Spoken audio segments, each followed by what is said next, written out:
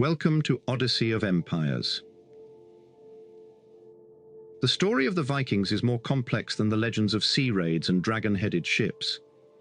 From their mysterious origins in the icy north to their far-reaching voyages across Europe and the North Atlantic, the Vikings were a force of both war and culture. These seafaring Scandinavians, hailing from what we now call Denmark, Norway, and Sweden, carved out a reputation as both fearsome raiders and skilled traders. But who were the real Vikings? The Viking story begins long before the infamous raid on Lindisfarne in 793. By the 8th century, Scandinavians were already venturing across the seas, blending trade, exploration, and the occasional raid. They were not a unified people, but a patchwork of tribes, loyal to local leaders and defined by a common culture. Their expansions took them far beyond Europe, with settlements in Iceland, Greenland, and even North America, leaving a legacy that would endure for centuries. At the heart of their culture were beliefs that shaped every aspect of life. Their transition from a pagan worldview, with gods like Odin and Thor, to Christianity was slow and complex. It marked the end of one era and the beginning of another, as the Viking kingdoms gradually morphed into the Christian nation-states we recognize today.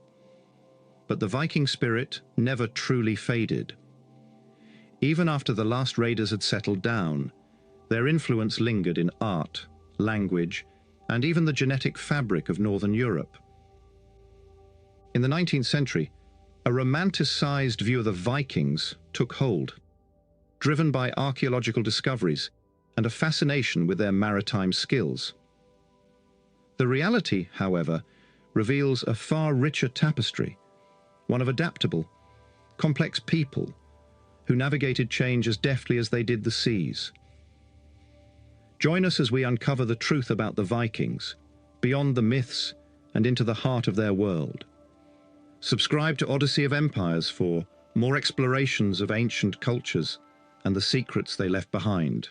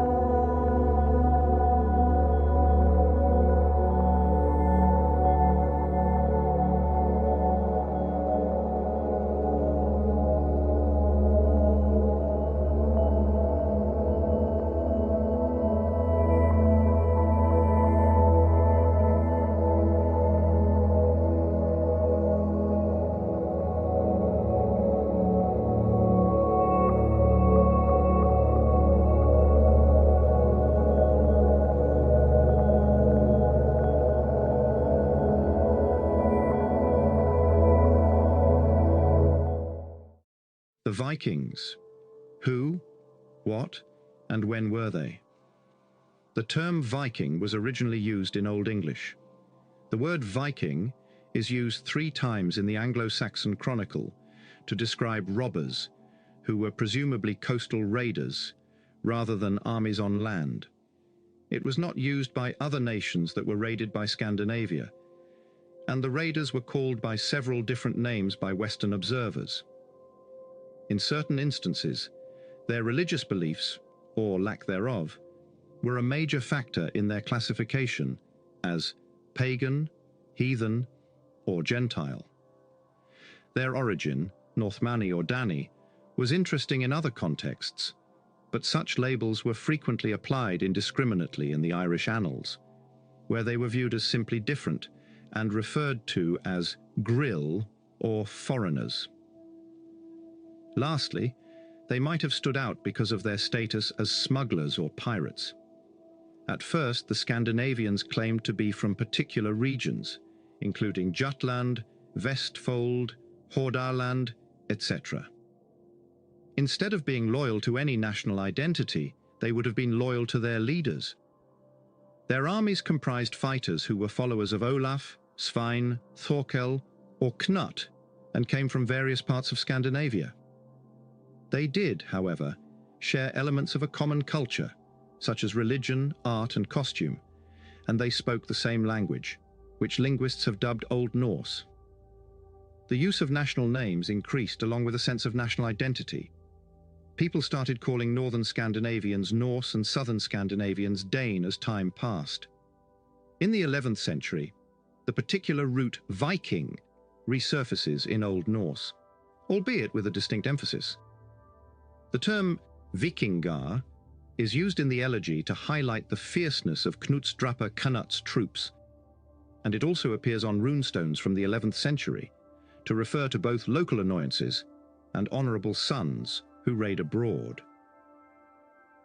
Western European sources did not typically use it during the Middle Ages, but by the 13th century, the Icelandic sagas used it to describe pirates. It wasn't until the rise of nationalist movements in the 19th century that it became widely used in Scandinavia. It was first used in modern English between 1807 and 1808, and Sir Walter Scott brought it back to life in The Pirate in 1828. The precise origin of the term Viking has been hotly debated. According to some theories, the Old English and Old Norse forms are parallel developments of a common Germanic verb that means to withdraw, leave, or depart. It is related to the Old Icelandic word vik, which means bay or canal. It refers to people from the Vik or Viken region around the Oslofjord who went on raids of England to escape Danish hegemony. It comes from the Old Icelandic verb vikja, which means to turn aside, or the Old English word wick, which means armed camp. Most Scandinavians, regardless of origin, were not Vikings. Only those who went a Viking should be referred to as such. Although this book will generally attempt to limit its use to describe people who engage in raiding or other warlike activities, as well as to those cases where the Viking stereotype has been reused in a more recent context, either as an adjective or as a noun, it would be perverse to stop using the term at this point. In other contexts, we will use the less cumbersome term Scandinavian, and, following standard procedure, call those Scandinavian-speaking peoples in the North Atlantic region Norse, without necessarily assuming they are from Norway. Because we often discuss a hybrid identity, in other instances, we refer to it as Hiberno-Norse or Anglo-Scandinavian, which are more accurate terms. Using the classification of ages of stone, bronze, and iron, Scandinavia first coined the chronological term Age of the Vikings in the 1840s to describe cases of artifacts in the National Museum in Copenhagen. The phrase was used in Peter Sawyer's The Age of the Vikings, 1962, and Du Chaillu's The Age of the Vikings, 1889. Some writers and coffee table books have presented the Viking identity as a great civilization akin to the ages of Greece or Rome, a super-identity, and a rung on an evolutionary ladder. No one can, however, say with certainty when it happened.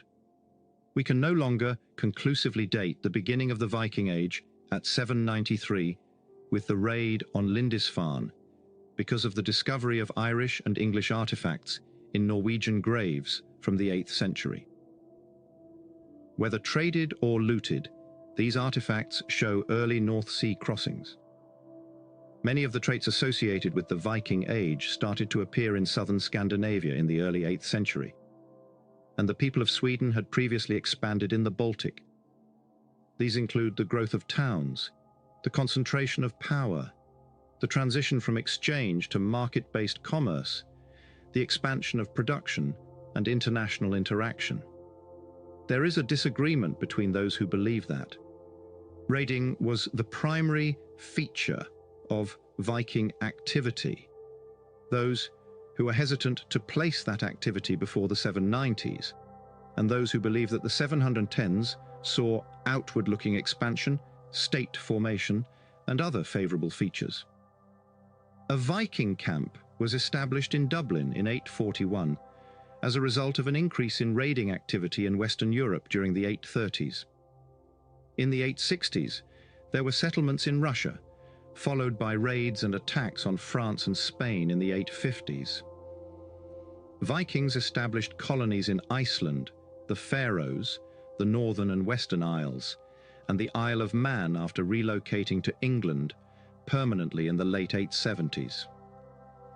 In the 980s, the Vikings established themselves in Greenland and started traveling to Vinland and North America around 1000. Setting a date for the Viking Age's end is problematic, though.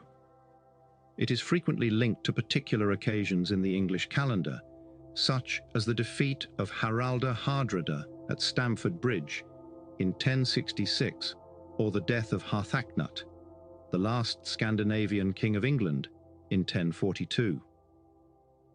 Even though aggressive military activity had ceased by the second half of the 11th century, Scandinavians were still present in Scotland, Ireland, and the Isle of Man after that. Throughout the 14th and 15th centuries, Scandinavian culture persisted in the North Atlantic, Iceland, and Greenland. Some regions still maintain their Viking cultural identity today. Ethnic groups were once considered biological and cultural isolates, but we now realize that cultures define themselves according to how they differ or resemble other societies. Language, dress, architecture, religion, and funeral customs all form an individual's identity. To negotiate their place with indigenous societies in unfamiliar settings, they may use a variety of tactics during colonial times, including isolation, hybridity, assimilation, or genocide. As a result of various local conditions, did a modern Viking identity develop, or did it take on distinct forms, such as Anglo-Scandinavian, Hiberno-Norse, Icelander, or Russ? This contains significant messages for contemporary Europe. Continue reading to learn more. To comprehend the Viking Age, one must begin by looking at the changes in Scandinavia starting in the 8th century. By studying Scandinavian society and culture at home, we can also see how it spread, changed, and was assimilated in Scandinavian colonies overseas. Originally described as a dangerous land on the water in Pliny, the Elders Naturalis Historia, D. Ad 79, Scandinavia now includes Denmark, Norway, and Sweden, and is commonly thought to include Finland, despite the Finns speaking a different language. The Viking Age is where the Danes, Norwegians, and Swedes can trace their national origins. Despite making up 12% of Europe, only 3% of its population lives in Scandinavia, and the large interior regions are still sparsely populated. Even now, just over 17 million people are living in Scandinavia, with Denmark having the highest population, 5 million, followed by Sweden, 8 million, and Norway, 4 million. The density was lower during the Viking Age, but the relative distribution was likely similar. There were large settlements in southern Sweden, except in areas with dense forests, Norway, except in areas with mountains, and Denmark, except for the sandy moors of Jutland. The Viking Age began before the present Scandinavian nations existed. Scandinavia did not share the Christian belief that the king was God's primary earthly servant, as did the kingdoms of Anglo-Saxon England and continental Europe. Scandinavian societies continued to use their ancient tribal structure, with each tribe being temporarily ruled by a chieftain and dominated by several aristocracies. By the 10th century, Scandinavian warlords who had traveled to Europe returned home and tried to spread new ideas. They converted the people to Christianity and established royal authority. By the 12th century, the aristocracy transformed power based on antiquated ideologies into new power structures defined by laws, documents, and privileges. By 1200, every Scandinavian nation had become a nation-state, following the example of Western Europe. As a result, It is believed that these nations formed their national identities during the Viking Age. The dating of archaeological evidence for these early state societies is crucial because written records are scarce. Recently, there has been a heated discussion among Scandinavian archaeologists regarding the mechanisms that resulted in establishing states during the Viking and Scandinavian Iron Ages. First, some geography is necessary before we can analyze this evidence, which includes the emergence of towns and the increasingly intricate hierarchy of rural settlements. Although it's still unclear what the suffix mark means, Denmark got its name from its native Danes. Today, Denmark consists of the Jutland Peninsula, the big islands of Fyn and Sjælland, 500 smaller islands, and the Baltic island of Bornholm. But Sweden gave up Blekinge, Halland, and Snö during the Viking Age. Its southern border was located in northern Germany at the base of the Jutland Peninsula. During the Viking Age, sand dunes and heath were present, but oak and beech forests covered much of Denmark. There was nothing more than 55 kilometers from the sea, which was a source of income. When Denmark became a united state in the 10th century, it was unsurprising that Jutland became the primary center of royal power. This was the first time that cultural innovations reached the region. According to Gregory of Tours' History of the Franks, 538-994, a Danish army led by King Clothilaik invaded Gaul from the sea in 515. Although Gregory specifically refers to the Danish king as Rex, it is unclear where the Danes originated, how big their king's realm was, or what authority he held there. Additional sources from the 6th century describe the Danes as a formidable force, and Procopius, c. 500 c. 565, describes how the Heruli had to cross Danoi territory to reach Scandinavia. We must exercise caution when interpreting these reports and avoid extrapolating later medieval or Roman notions of kings or peoples to other contexts. The prestigious diplomatic gifts discovered in Danish Iron Age graves demonstrate that Jutland was influenced by Rome, even though it was not a part of the Roman Empire. These items, made to guard frontier areas, seem to have consolidated local chiefs' power within a gift exchange economy, possibly creating power dynamics that lasted into the Viking Age. Since their job was supervising gifts to the gods, the chiefs were not at the forefront of the gift-giving.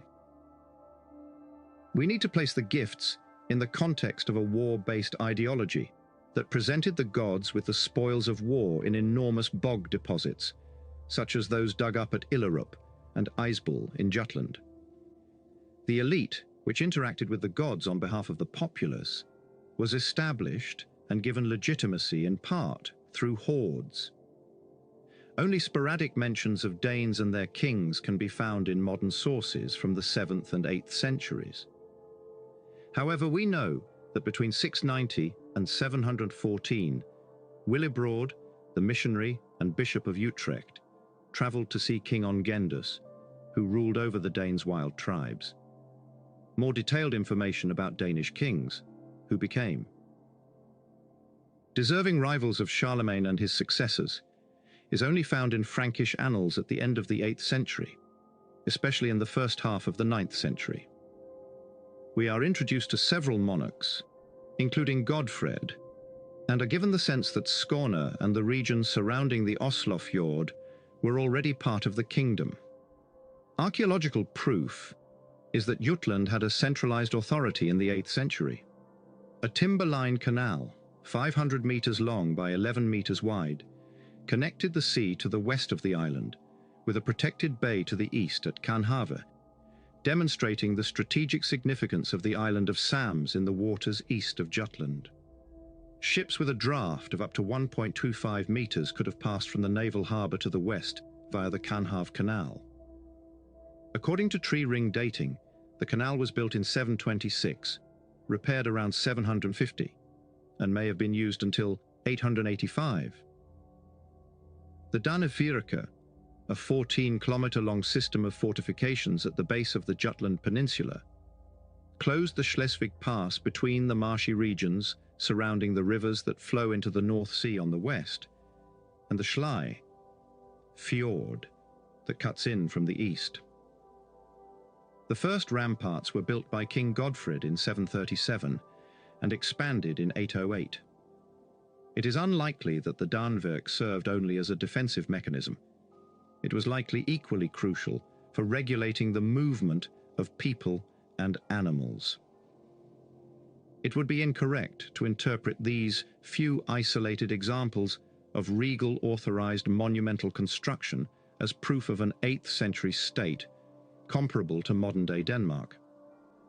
The name Denmark was originally used by Wulfstan, the Archbishop of York, 931–56, and it resurfaced on the 2 royal runestones at Jelling later in the 10th century. We know an uninterrupted line of monarchs, starting with Gorm, the Old, in the middle of the 10th century. In the early 960s, his son Harald Bluetooth expanded royal authority by capturing Norway. Harald was overthrown in 987. Svein Forkbeard, Gorm's grandson, and his great-grandson had their armies led by Canute against England, who ruled as king from 1016 to 1035. Regular Anglo-Danish contact and the trade of artisans between England and Denmark occurred in the late 10th and 11th centuries. King Gorm's son, Harald Bluetooth, was Knut's grandfather and the father of Svein Forkbeard. In Old Norse, his name, Blåtand, most likely means dark complexion. A prehistoric runestone at Jelling in the heart of Jutland, circa 960, asserts that Har converted the Danes and brought Denmark and Norway together. At Jelling, there are also 2 enormous burial mounds. In the 1970s, excavations at Jelling Church revealed a chamber from the 10th century containing a disarticulated male skeleton, although the northern burials, except for a silver goblet, had been removed. Harold C. the runestone and the northern mound are thought to have been built in 959 as a tribute to his parents. He took them out of the church after he was converted and built the southern mound, which is now a cenotaph memorial to him. It is essential to view Harold's many large-scale public works in light of Denmark's struggle with the German emperor. In 968, he rebuilt and extended the Dannevirke with a timber rampart, connecting it to Hedeby. Between 979 and 980, he built a sizable bridge that crosses the Vela River Valley at Ravning Eng. The 720-meter-long, 5.5-meter-wide road was supported by more than 1,500 oak timbers, suggesting that it was designed to be a military road. In the 980s, he built several circular fortresses at key points across his kingdom, naming them after the Trelleborg fortress in Skeldand, Nonnebakken on Fyn, Fyrkat in central Jutland, and an unfinished one at Aggersborg at the northern tip of Jutland are further examples. Each fort was constructed according to a regular geometric blueprint.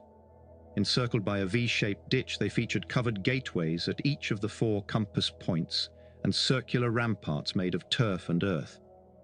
The gates were connected by a road inside the rampart, and streets were paved with timber. Bow-shaped halls were set up around a quadrangle in each quadrant. Although cemeteries have been discovered outside the ramparts at Trelleborg and Fyrkat, only 25% of the halls were inhabited. The forts must have served as regional hubs for Harald Bluetooth's royal authority. However, Fyn didn't become a major town until after they had been in use for about 10 years. As storerooms, workshops, and monuments to Bluetooth's vanity, each of the at least 16 amazing halls with convex walls, porches, and endrooms seems to have been an extravagant expense. Numerous fjords crisscross the coastline, which is 20,000 kilometers long, but only 3,000 kilometers in a straight line. Norway got its name from the Norvegur, or North Way, a sheltered sea route down its western coast. The Viking Age population was confined to small plains and narrow. Baltic, with connections to Byzantium to the south. Although some joined expeditions to the west, to England and Normandy, Swedish Vikings tended to look east. Although Birka listed several monarchs from the 9th century, how much power they held is unclear. A protracted power struggle between Östergötland and Västergötland was the only factor that brought Sweden together during the 11th and 12th centuries. The Sami peoples were encountered by Norse societies in northern Sweden and Norway, although they are not mentioned in most Viking Age histories. Scholars gave the Sami an ethnography and examined them as alien and archaic hunter-gatherers during the 19th century, when a historical discipline developed to trace a people's origins and ancestry through their folklore, myths, and national history. However, Sami intellectuals and scholars started to recover their culture in the late 1970s, and a new generation of Scandinavian historians and archaeologists also started to notice the mutually beneficial relationship between Sami and Norse culture. Birchbark burials in pre-Viking cemeteries at Vendel and Falsgärde in Uppland have been interpreted by researchers as evidence of the Sami's presence, and dietary evidence points to a reliance on reindeer far south of their natural habitat. These findings have allowed researchers to use burial data to extend the Sami's mobile range during the Viking Age, far south of their modern boundaries. In modern Scandinavia, immigration of non-Western peoples is a major political issue. Archaeological evidence shows that two ethnically distinct population groups coexisted during the Viking Age in large areas of Scandinavia. As a result, Scandinavia has always been on Europe's geographical and cultural edge. Being close to the sea brought the Scandinavian peoples together, despite their geographical differences, creating a sense of transnational identity that first appeared during the Viking Age. The following chapters will explore the formation of a Viking cultural identity. This book generally refrains from using the derogatory term paganism.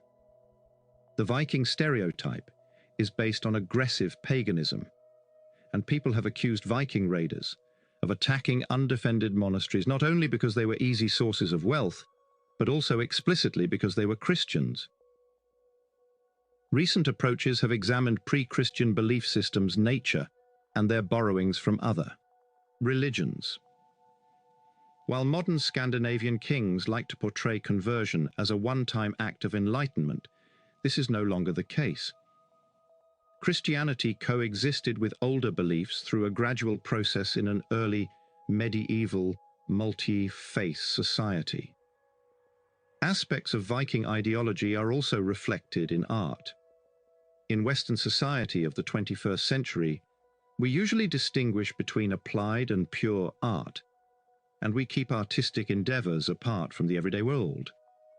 In contemporary terms, we regard all Viking art as applied art, and occasionally we see it as the decoration of functional objects.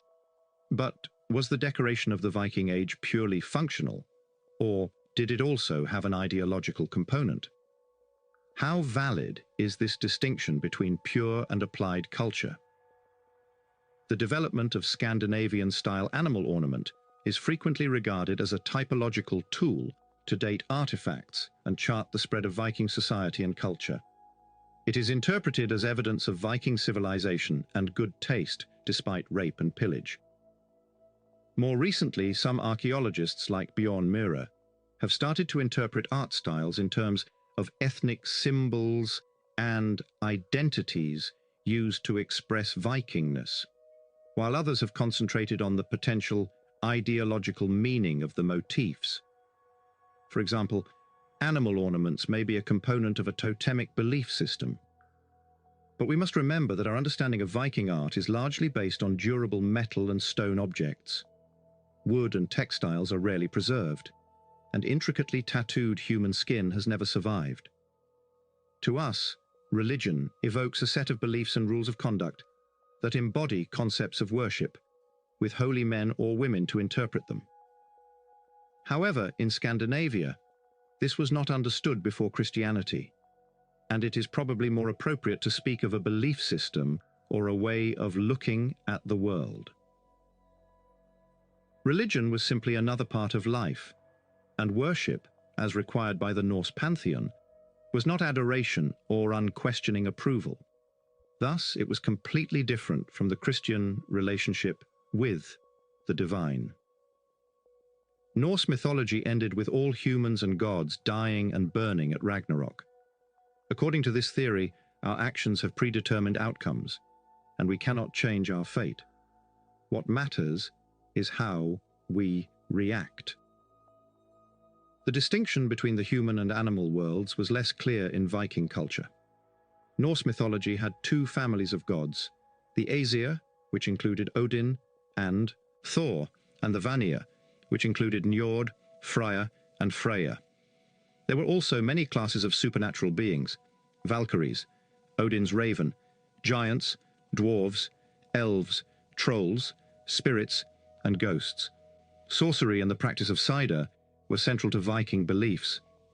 According to Neil Price, cider, the Norse equivalent of shamanism, is similar to the Sami, from whom some aspects may have been borrowed. The grave in the Danish Ringfort cemetery at Firkat has been interpreted as the burial of a witch or sorceress, and her body has been covered with a wagon. She wore 2 silver toe rings and a Gotlandic box brooch instead of the usual pair of brooches, and experts believe she was from the Baltic region. Among her grave goods were a bronze bowl with fruit, 2 drinking horns, an iron spit, and remnants of a wooden staff, as well as several amulets such as a silver chair, a sheepskin pouch, presumably containing henbane seeds, and a drinking glass. By her feet was a locked oak box that contained clothing, a pair of shears, a slate whetstone, a pottery spindle whorl, a young pig's lower jaw, and a cluster of owl pellets. 2 women, one about 25 years old and the other about 50, were found in the burial chamber of the Oseberg ship, P-48. Other items in the grave indicate that the younger woman was a princess and the older one was enslaved, possibly combining both roles into one person. 2 small tapestries depict processional scenes with images of Freyja and Odin and some grave goods, suggesting that they depict real events rather than myth. These included a cart carved with images of cats, Freyja's sacred animal, a sorcerer's staff, and 5 wooden animal heads. No pre-Christian burial rite appears to have existed, and there is much regional variation across Scandinavia. Still, whether the chosen rite was inhumation or cremation, the general practice was to bury the dead fully clothed with personal adornments, along with a variety of implements and utensils of everyday life, to prepare the deceased for the afterlife, which they envisioned as being similar to this. The wealthy were buried with their horses, dogs, and enslaved people, and burial with boats, wagons, or horses symbolized the passage into the next life. If a whole boat was not available, a stone setting in the outline of a ship might do. Cremation was the most common burial method in much of Norway and Eastern and Central Sweden, but it was uncommon outside of northern Jutland in Denmark. In Sweden, cremation was common during the Vendel period, which preceded the Viking Age, and continued into the Viking Age with boat burial. Cremation graves under mounds typically gathered around farms, and the cremated remains could be placed directly into a pit, in a bag, in a pottery or metal vessel, or spread out on the ground. There are several known cremations. In southern and central Jutland and northern Norway, inhumation has been common since the Viking Age, and they may place the body directly into the ground or in a compartment, chamber, or vehicle. Contrary to popular belief, most burial sites lacked proper furnishings. Knives are the most frequently found simple objects in the graves of both sexes, and the earliest burials date back to the 9th century. In the 10th century, Denmark had a unique collection of opulent cavalry burials, with weapons and equestrian gear. Even into the 12th century, grave goods were occasionally found in Swedish graves.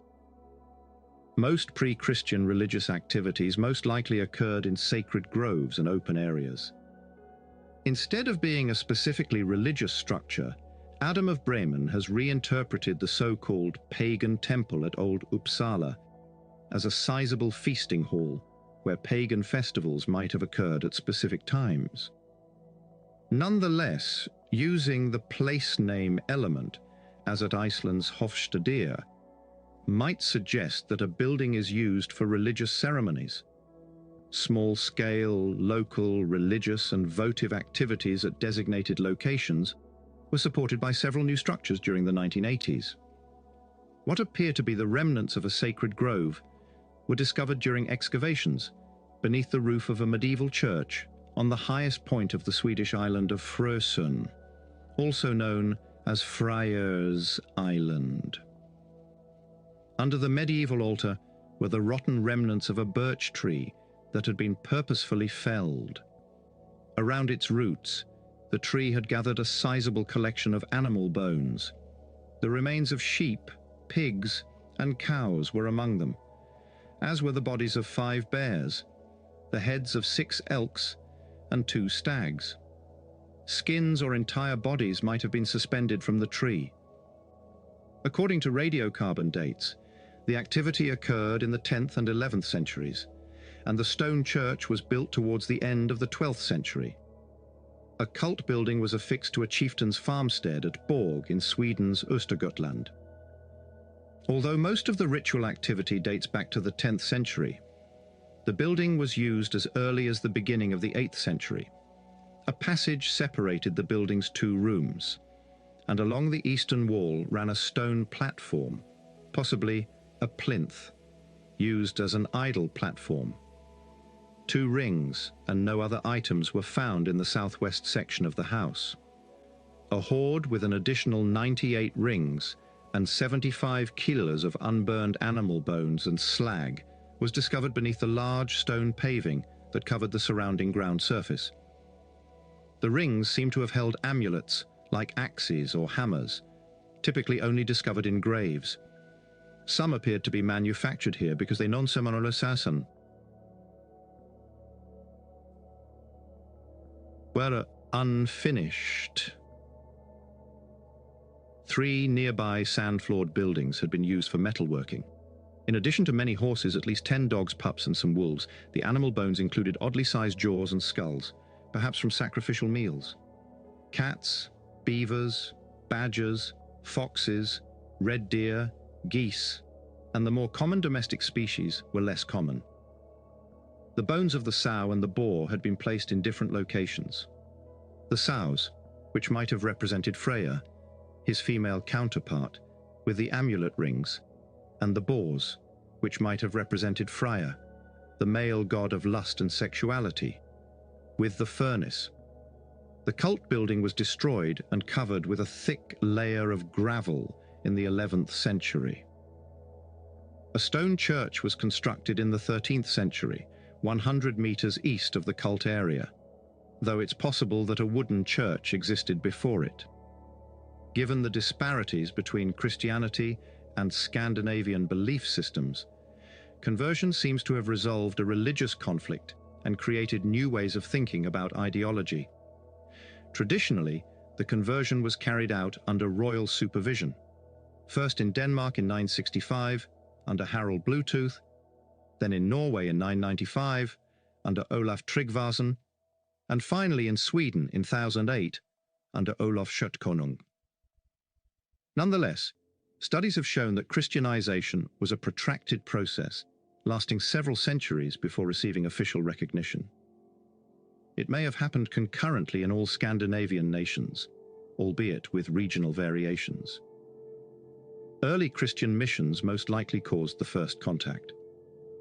William, an English monk, serving in Frisia at the beginning of the 8th century, expanded his mission to include the Danes. Alcuin probably sailed to Rybe, where he was received by the court of King Ongendus. But after failing to make much headway, he gave up and set sail with 30 boys back to Frisia. According to Rimbert's Vita Ansgari, or Life of Ansgar, in 829, a king of the Sverre in eastern Sweden asked Louis the Pious, the Frankish emperor, to send a missionary to his realm because many people there were eager to convert to Christianity. Ansgar and Vitmar, 2 monks, were assigned by the Corvey monastery to travel to Birka. A church was constructed a few years after they converted Herigar, who was referred to as a prefect of Birka. However, pastoral activities were halted until 854, due to a revolt in 847. After that, Ansgar restored the mission and was given authorization to construct churches and hire priests. According to Adam of Bremen, after Ansgar died in 865, a new mission started in 936. After visiting Gorm and his son Bluetooth, Uni, the Archbishop of Hamburg-Bremen, went to Birka, where he passed away. In or before 948, Adaldag, Uni's successor, installed bishops for Hedeby, Rybe and Aarhus. Although many Christian artifacts discovered in Scandinavian graves have been dismissed as loot, some have been proposed to at least reflect early missionary activity. These consist of more than 30 pendants in the shape of crosses or crucifixes, 5 croziers from the 8th and 9th centuries, from Hedeby, Lund, Helgö, Stavanger and Setnes, 6 reliquaries, and roughly 15 Frisian or tatingware jugs. These vessels, connected to the Christian liturgy and may have been used for measuring and storing liturgical wine, were often decorated with silver foil crosses. 5 of these jugs were discovered in 9th century graves from Birka. One of these was discovered in the grave of a woman arranged east-west, whose grave goods included 2 rectangular brooches in the shape of crosses and an Irish hanging bowl with fish-shaped mounts. Despite their important role in pre-Christian Scandinavian religion, some contend that women suffered greatly as a result of conversion. The existence of a Christian goddess was not as desirable to men as religious rituals. This has been denied by Anso E. Graslund and others, who contend that women were crucial to the Christianization of Scandinavia, and that their exclusion only occurred later. Christianity would have appealed to them in some ways, such as the belief in a paradise where women were welcome, unlike Valhalla, the ban on infanticide, and the equality of the sexes before God. Women play a significant role in dedicating rune stones, and most pendant crosses and datingware jugs originate from female graves. The burial record typically shows Christianization.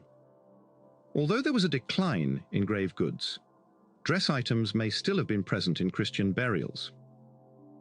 The transition to Christianity is exemplified by a rich Danish grave from the 10th century found in Mammen in 1868.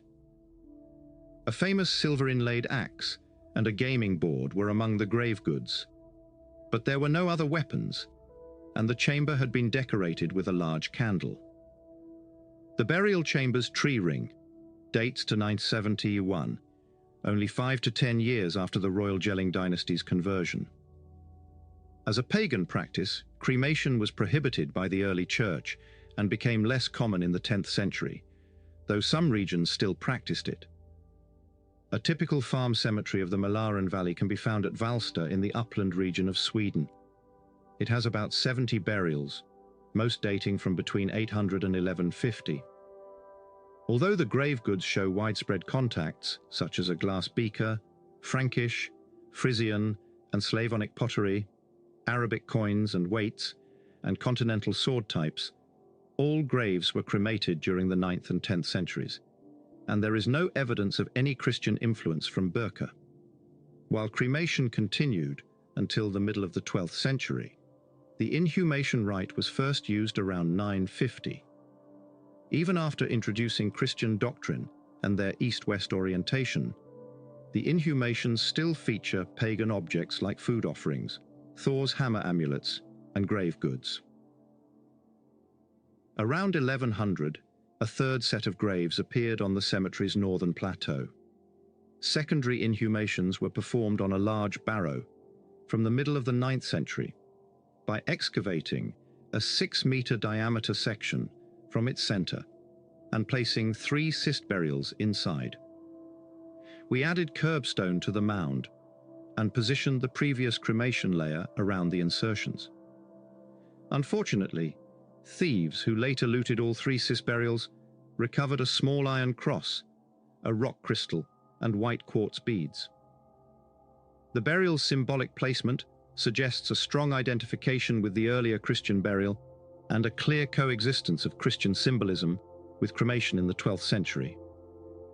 Monumental rune stones were introduced in the 10th century, offering a new way to remember the deceased. Sweden has 2,500 runic inscriptions from the Viking Age, 250 in southern Sweden and Denmark, and 65 in Norway. With Quamsigen 300 runestones, the upland region of central Sweden has the densest distribution. More than 60% of these stones are from the late 11th century establishment of a diocese there. Most rune stones are also Christian monuments, despite Birgit Sawyer's assertion that they had a secular function in marking individual land claims and guaranteeing inheritance. Several rune stones mention the conversion of entire regions, and more than 200 recite prayers in the form of "May God aid her soul." More than half have a cross as a decoration. Bridge construction was included in the early church's indulgences system, similar to alms giving or pilgrimage. Approximately 55% of the 150 rune stones that were placed as monuments close to bridges were built by women.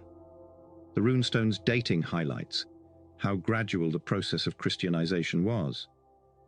The oldest archaeological churches date from the late 10th and 11th centuries, despite Ansgar being thought to have founded a church in Birka in the 9th century. After a documented explosion of stone church buildings in the 12th and 13th centuries, many rural churches in southern Scandinavia seem to have started as private estate chapels constructed of timber in the 10th century. In certain instances, there is remarkable proof that holy sites have persisted. For instance, the stone church was constructed at Meyer in the Trøndelag district of mid-Norway, 1150–1200. It was preceded by a wooden church from the 11th century that covered Christian graves, indicating an even older church. The first church was built on top of a cultural layer with 19 gold foils and 4 post holes, which may have been the location of a high seat from a hall or hof from the 9th century.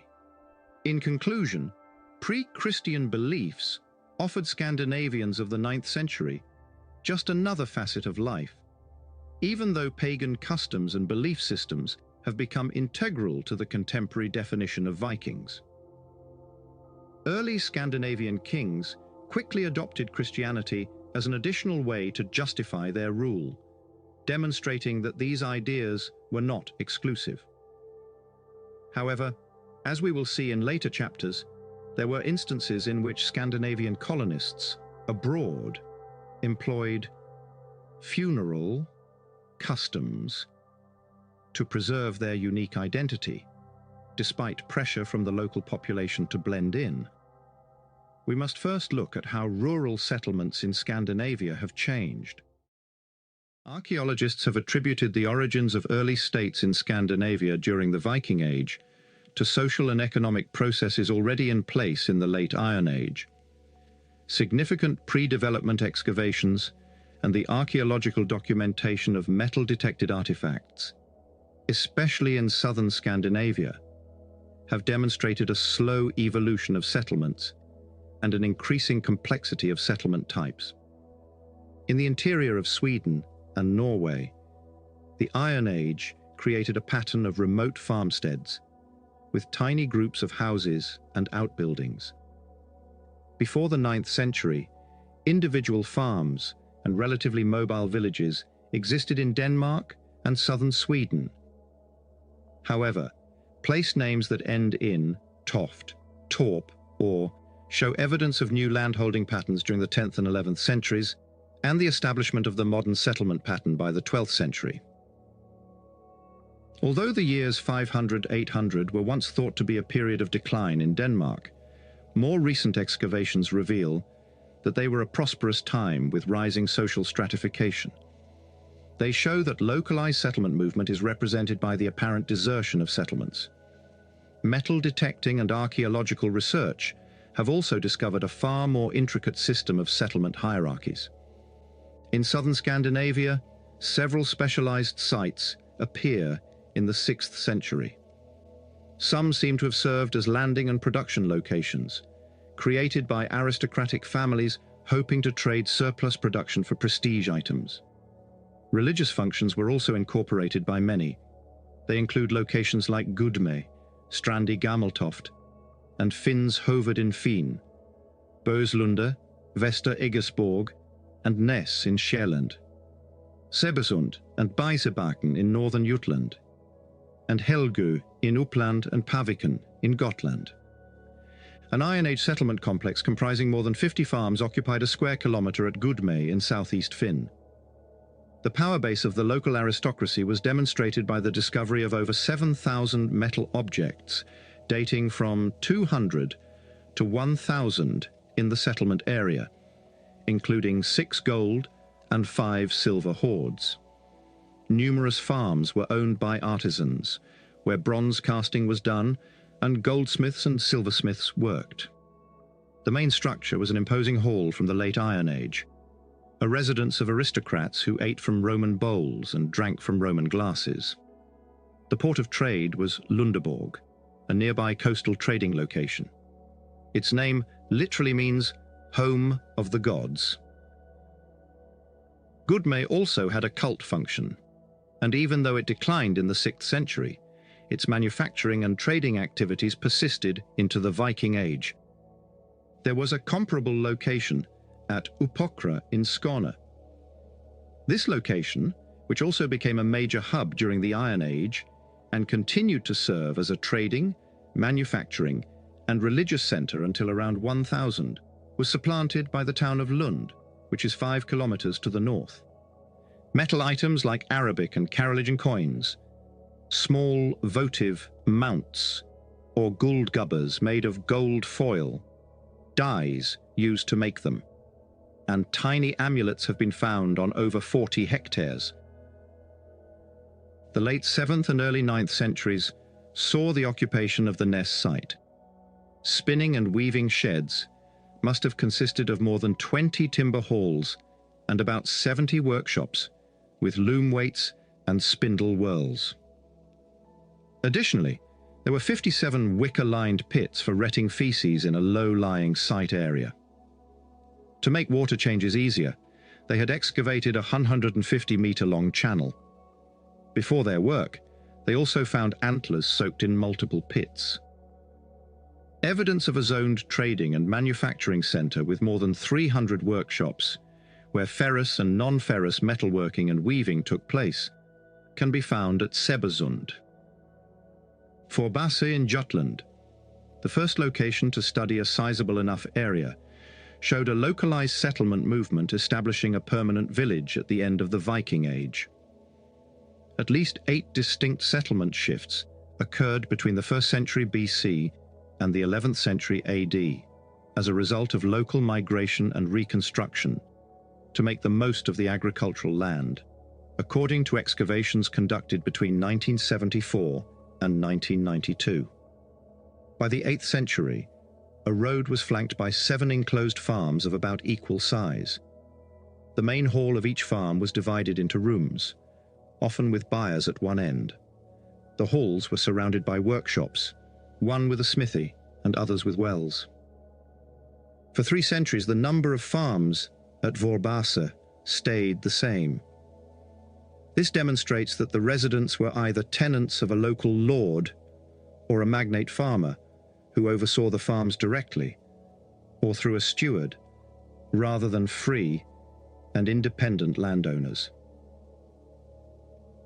A significant shift in building style occurred in the late 10th or early 11th century, when the main buildings were replaced by large bow-sided halls, resembling those at the Trelleborg forts. They built their cattle byres. The biggest farm had 5 byres, each holding at least 100 cattle, a bronze foundry, and a forge. The settlement finally relocated to the location of the current village in the 11th century. Despite the smaller scale of the excavations, similar conditions, including the appearance of bow-sided halls, have been noted at other Jutland sites like Sedding, Trabjerg, and Omgård. In Skåne, at Filborna, several generations of aisled longhouses were replaced in the 11th century by Trelleborg-style houses. Windblown sand that had covered the cemetery of the older settlement was used to build the bow-sided halls of the 11th century village at Lindholm Høje in northern Jutland. By the 12th century, sand had covered them. This process of substituting permanent villages for nomadic settlements was repeated in northern Europe at the start of the Middle Ages. Numerous explanations exist, including the idea that territorial boundaries were established due to population pressure limiting settlement movement. Village development is influenced by establishing parishes, building permanent stone churches, expanding cereal production, and the vested wealth in land ownership. Alongside this development, royal control grew, necessitating a stable settlement guaranteeing steady tax income. It is at least reasonable to discuss the evolution of lordship and landholding on behalf of superior authority, even though it is impossible to prove the beginnings of a feudal system in Viking Age Denmark, solely based on archaeological evidence. The Viking Age, aristocratic homes at Toftegård, Sjælland, and Sløinge, West Halland, evolved from earlier settlements, and several settlements reflect the increasing concentration of power starting in the 7th century. The hall areas were where the high-status items were concentrated in both cases. On the shores of Lake Tisø, 7 kilometers from the coast and reachable from the sea by river, a remarkable settlement has been found at Tisø, Western Sjælland.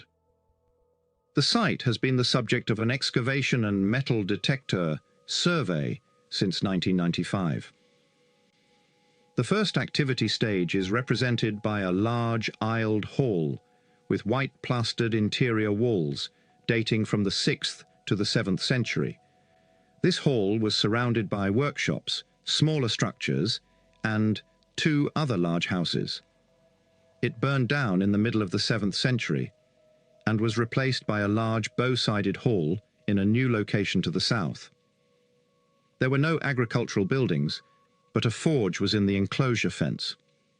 The hall was rebuilt, the enclosure was expanded, and a wide gate was built in the enclosure fence to allow wagon access in the 8th century.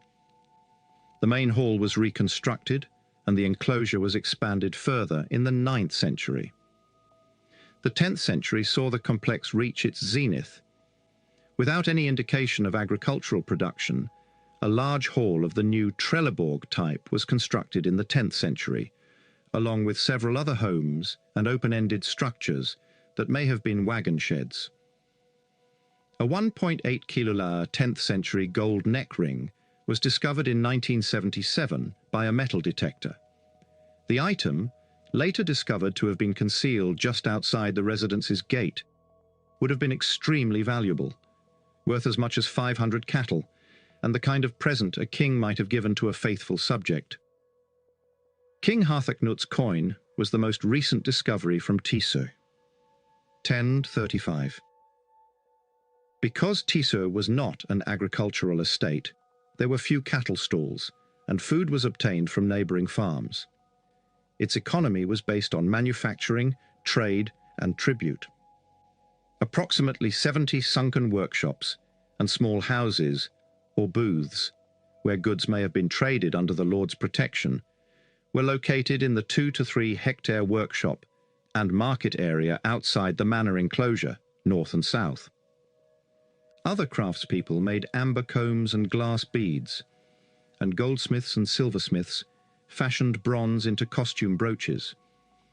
We have discovered more than 100 late 7th century coins, including Scandinavian and Frankish coins from the 8th century. But the bulk are Arab coins from the 9th and 10th centuries. Their distribution indicates on-site trading. Examples from Hedeby and Rybay are identical to a Byzantine lead seal from the middle of the 9th century bearing the name Theodosius. Lars Jørgensen has proposed that Theodosius, who oversaw the Byzantine army and recruiting, might have been purchasing iron or hiring mercenaries in Denmark and northern Germany. One example of an aristocratic or even royal home could be Tissø. Weapons and riding equipment, such as spurs, bridles, and various arrowheads and sword mounts, are concentrated within the enclosure. We also discovered drinking vessels from the Frankish and Carolingian periods throughout the central halls. Thor's hammers, iron steel, and small lances are among the small amulets in this site section. These may have been connected to a sheltered votive space. It was named after the war god Tyr and means Tyr's Island. Approximately 50 swords, axes, and lances were found in the lakebed during the 19th century.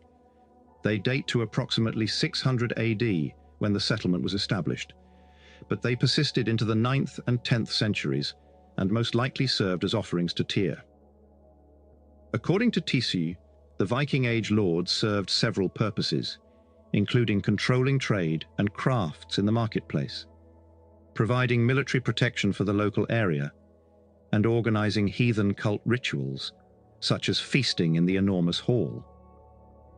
Lastly, excavations have looked at the legendary home of the Danish kings at Old Lesre, close to Roskilde, Sjælland. Between the 7th and 10th centuries, the settlement was divided into two main areas: a residential complex with 50 houses and 4 halls, 48 meters long, and a craft area with smaller buildings and workshops.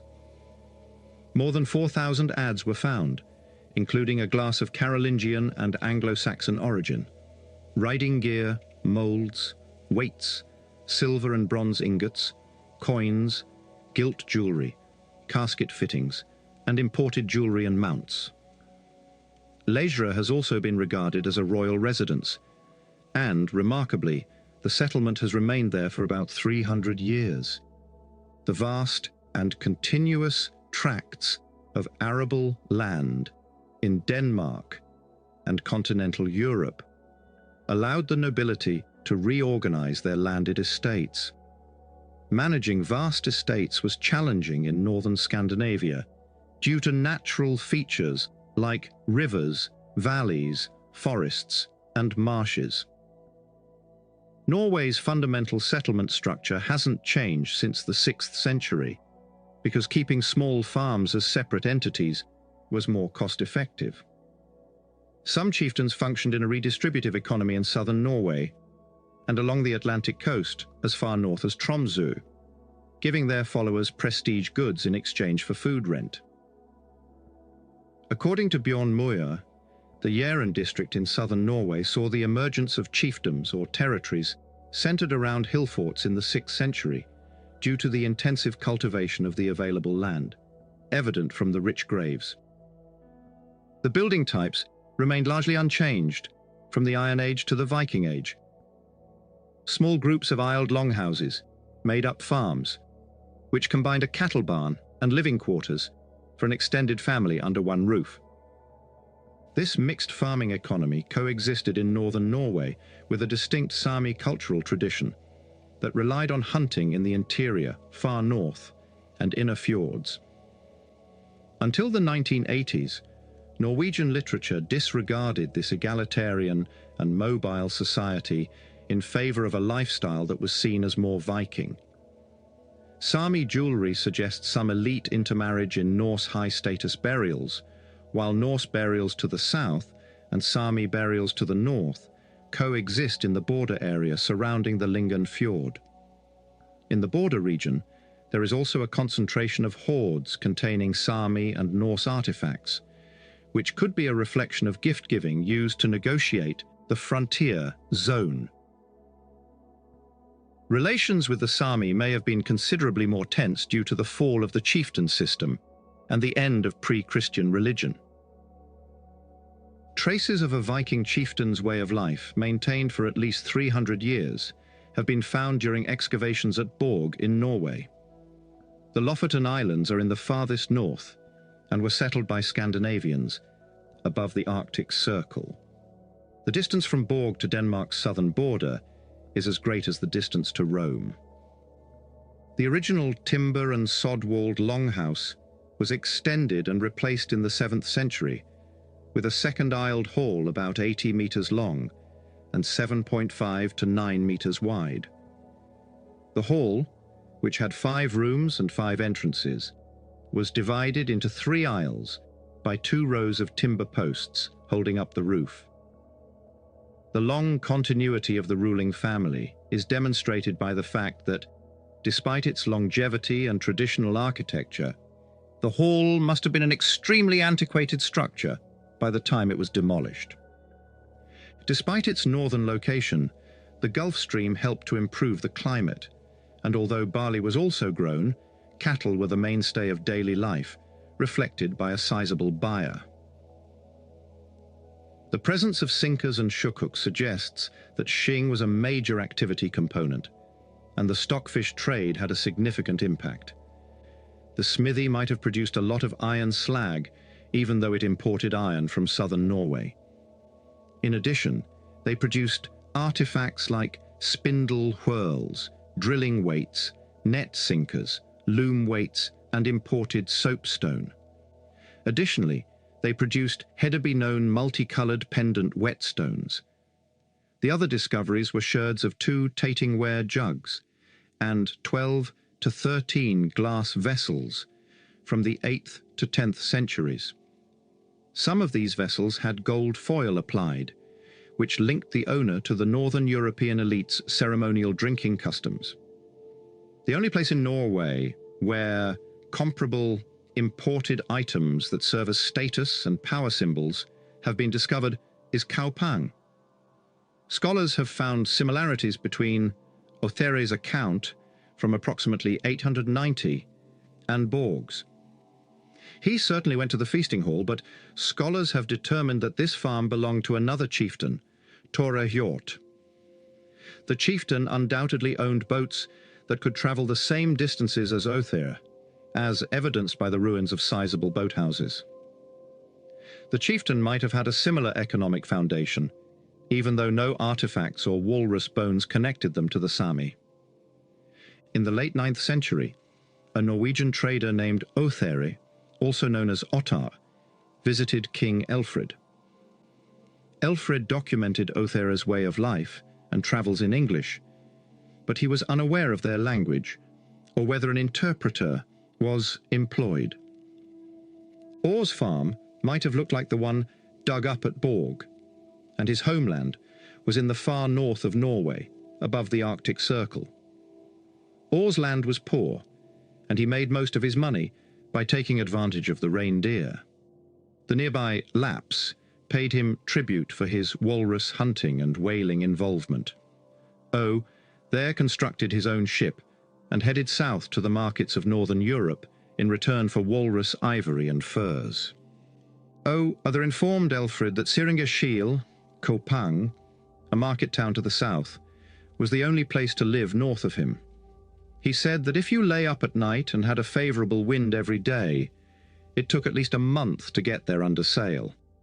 You have to constantly sail along the coast. He claimed to have sailed 5 days from Kaupang to the trading town of Hedeby. In the 10th and 11th centuries, the chieftain's residence was replaced by 3 much smaller structures that resembled a more ordinary farmstead. This might point to a significant shift in local power politics, brought about by the expansion of Royal Norwegian authority. The pattern is similar to the disruption of settlements and the decline of aristocratic central places in southern Scandinavia. Borg was a centre of religion in both pagan and Christian times. The hall's centre room seems to have been used for feasting, cult rituals, and celebrations. The bulk of the imported items, which included pieces of a hanging bowl, a golf ball, and the head of a gold manuscript pointer, may have been located in the northern corner of this room. Elevated seat. Thus, the hall might have functioned as a pagan temple or Hof, and on special occasions, the local chieftain might have combined secular and sacred roles. The parish church's continued location at Borg may be significant, even though we cannot prove the continuity of ritual practice. As a result, during the Viking Age, rural settlement patterns changed significantly throughout Scandinavia, reflecting the specialization of site functions, rising social complexity, and growing hierarchies. These developments are not inherently Viking. Comparable shifts occurred in other parts of Europe. Nevertheless, they served as the foundation for the creation of the Scandinavian nation-states and the means of international expansion. A new kind of site appeared at the top of the settlement hierarchy: the town. The development of towns in Viking Age Scandinavia has played a significant role in altering the popular perception of Vikings and highlighting their identity as traders and manufacturers, even though the early medieval era was a period of urban renewal and rebirth throughout much of northern Europe.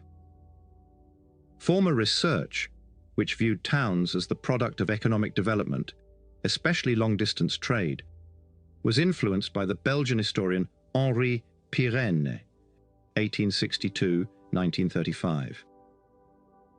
However, current research sees towns as the product of local power structures.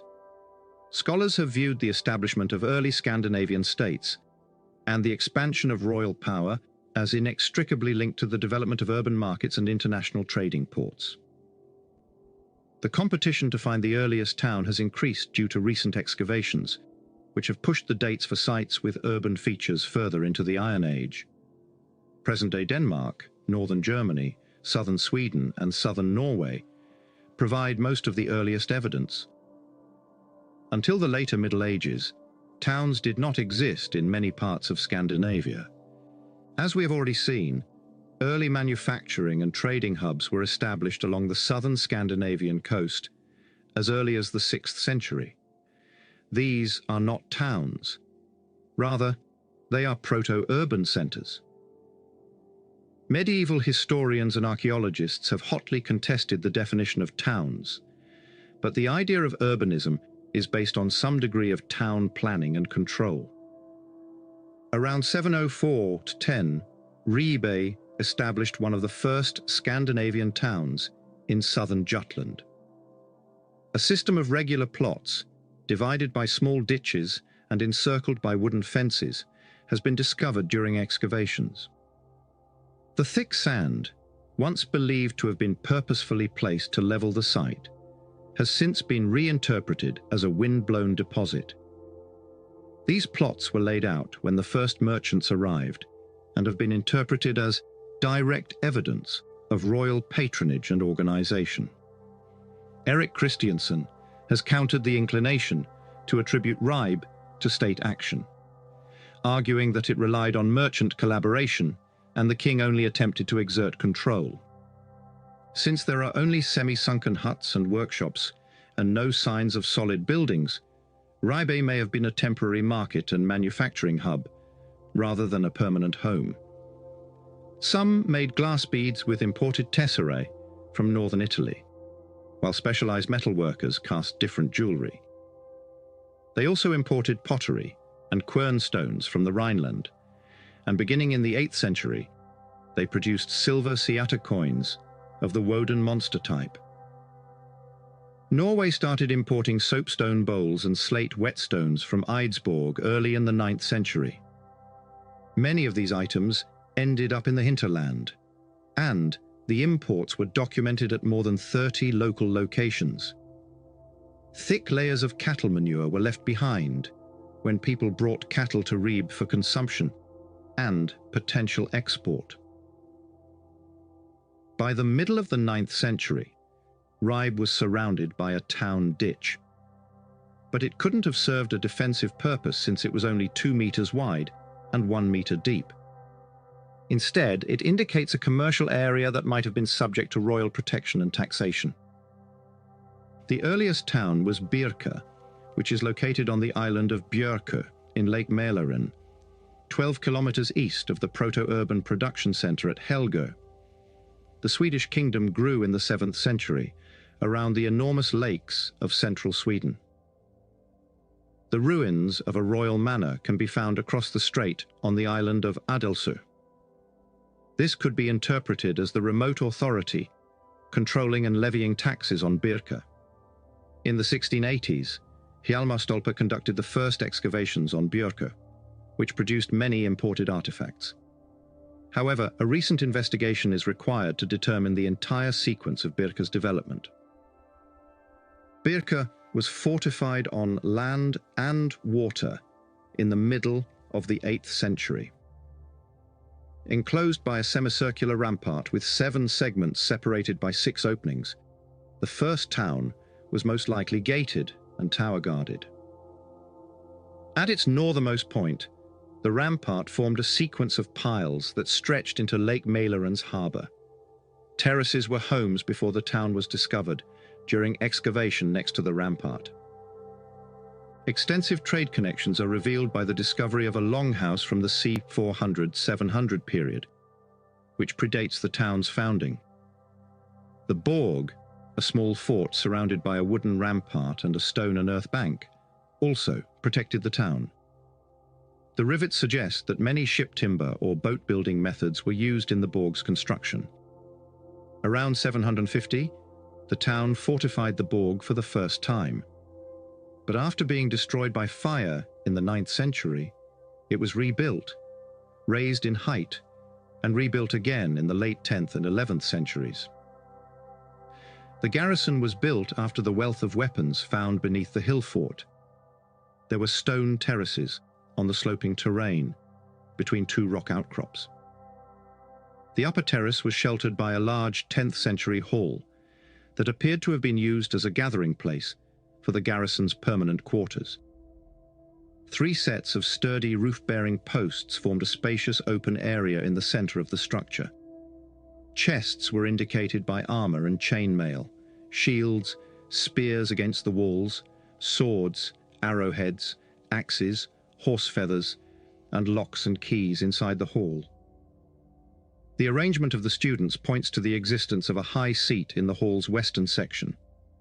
The garrison must have positioned itself to protect Birka from seaward side attacks because it had direct access to the shore. Just below the garrison area, 2 jetties of oak piles can be seen, signifying a military harbour kept apart from the commercial one. Stolpe unearthed 100 burials from Birka's numerous cemeteries, including 119 rich chamber graves. They are an example of a global trading community with diverse connections. Unlike Ribe, Birka appears to have remained continuously present since its beginning. It may be important to consider how often it is attacked and how it is protected. The early 9th century activities of King Godfred and the town of Rerik are mentioned in the Royal Frankish Annals. The location at Grå-Strömkendorf on the Baltic coast is probably connected. 6 Scandinavian boat graves were among the many Saxon, Frisian, and Slavonic cultural influences discovered during excavations in the 1990s. The settlement is dominated by semi-sunken workshops and a striking array of wells lined with timber, which may have been used for textile dyeing. It started as a production site in the 720s, but only after receiving a planned layout in the 760s did it take on an urban feel. When Danish and Slavic interests clashed in 808, Godfred destroyed Rerik and moved the merchants to Hedeby. Hedeby literally translates to heath settlement in German Heithabu. Its advantageous location at the base of the Jutland Peninsula, at one end of the Danevirke, a fortified rampart, gave it a commanding position to regulate trade from the east to the west. The first jetties and several workshops were built in the 8th century, marking the beginning of Hedeby's activity. In the 9th century, streets were parallel to streams at right angles, defining regular-sized, fenced building plots. Similar to Birka, a small fort offered protection, and the area was surrounded by a semicircular rampart.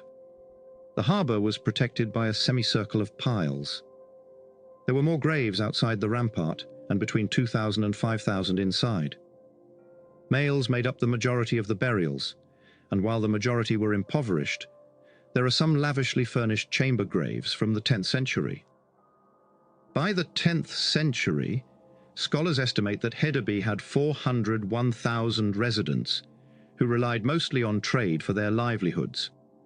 Antler, bone, leather, woodworking, dressing lava querns from the Mayan region, ironworking with Swedish ore, and producing glass and amber beads were among the craft industries bolstered by imported materials. The first Norwegian town being investigated is Kaupang, situated on the west side of the Oslo fjord. We have named Kaupang Otheres Skiringeskjell, meaning marketplace. Recent excavations by Dagfinn Skyer have shown that the laying out individual plots was preceded by a brief period of itinerant craft production. They likely built year-round permanent structures on each plot in the early 9th century, but by the 10th century, they had abandoned the town, possibly turning it back into a seasonal marketplace. Kaupang's trading connections were extensive.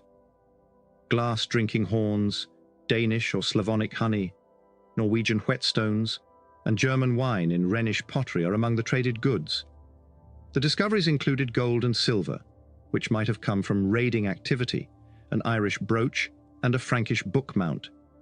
The people of Kaupang were also melting down silver.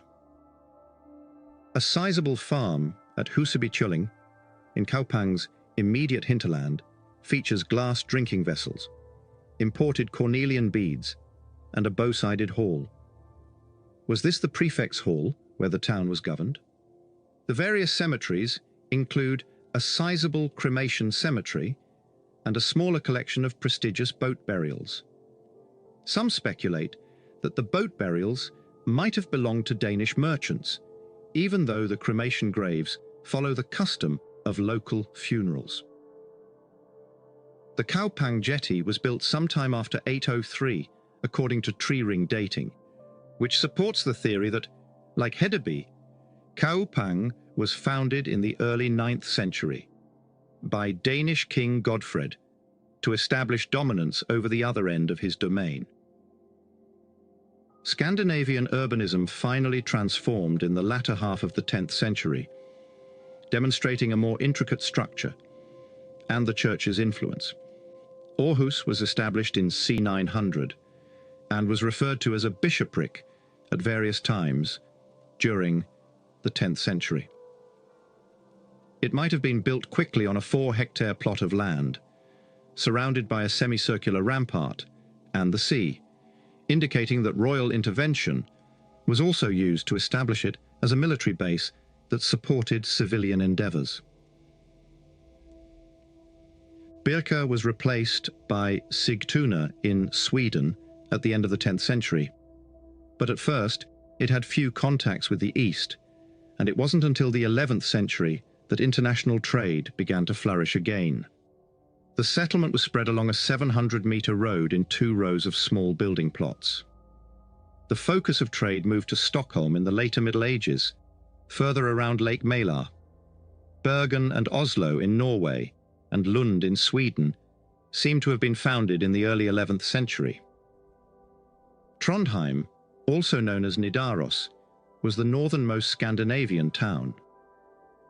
Tradition links the town's foundation to King Olaf Tryggvason in the late 990s, but archaeological evidence points to a royal farm estate and intermittent activity with local chieftains in what would become the town's centre for most of the 10th century.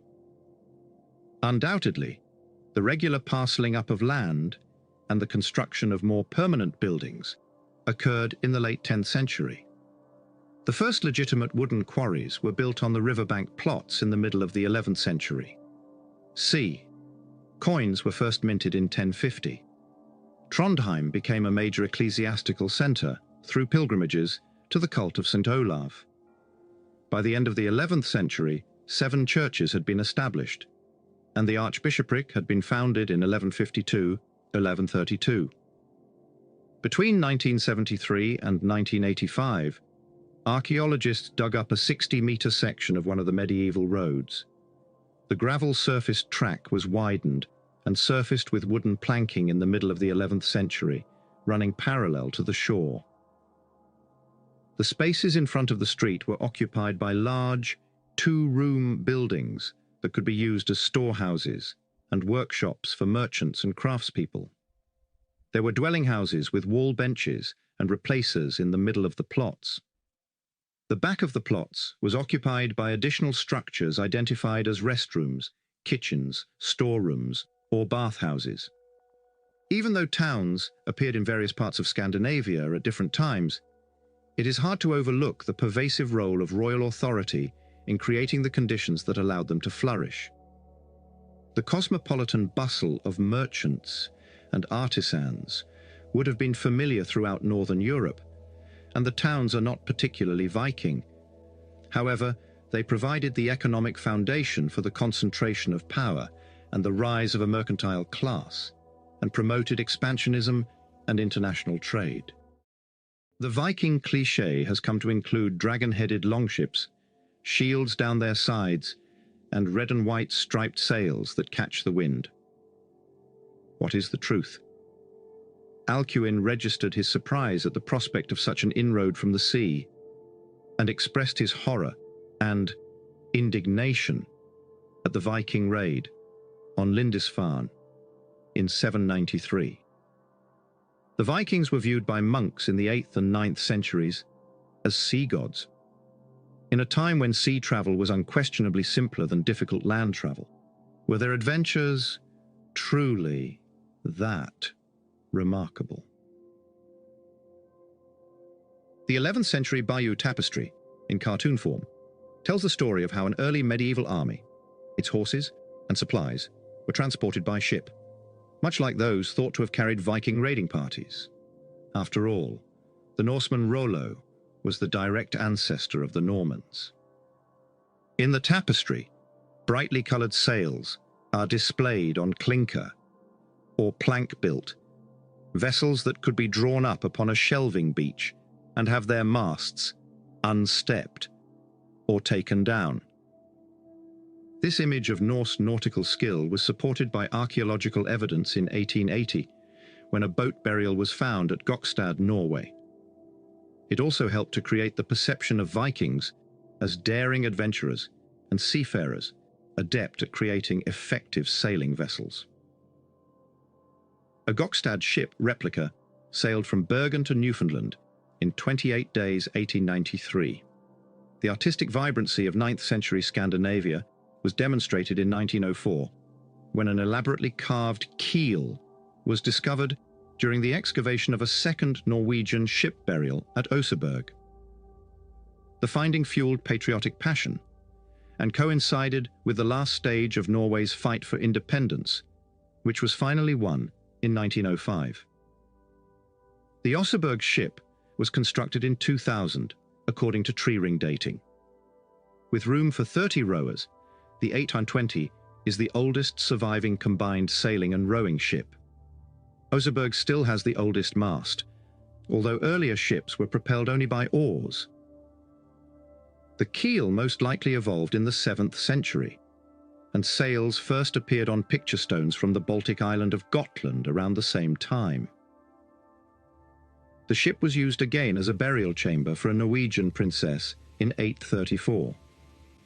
The rarity of other finds and the prominence of the Oseberg discoveries in the Ship Museum in Oslo made this royal barge the type vessel for Viking ships, despite its exceptional nature, even by 9th century standards.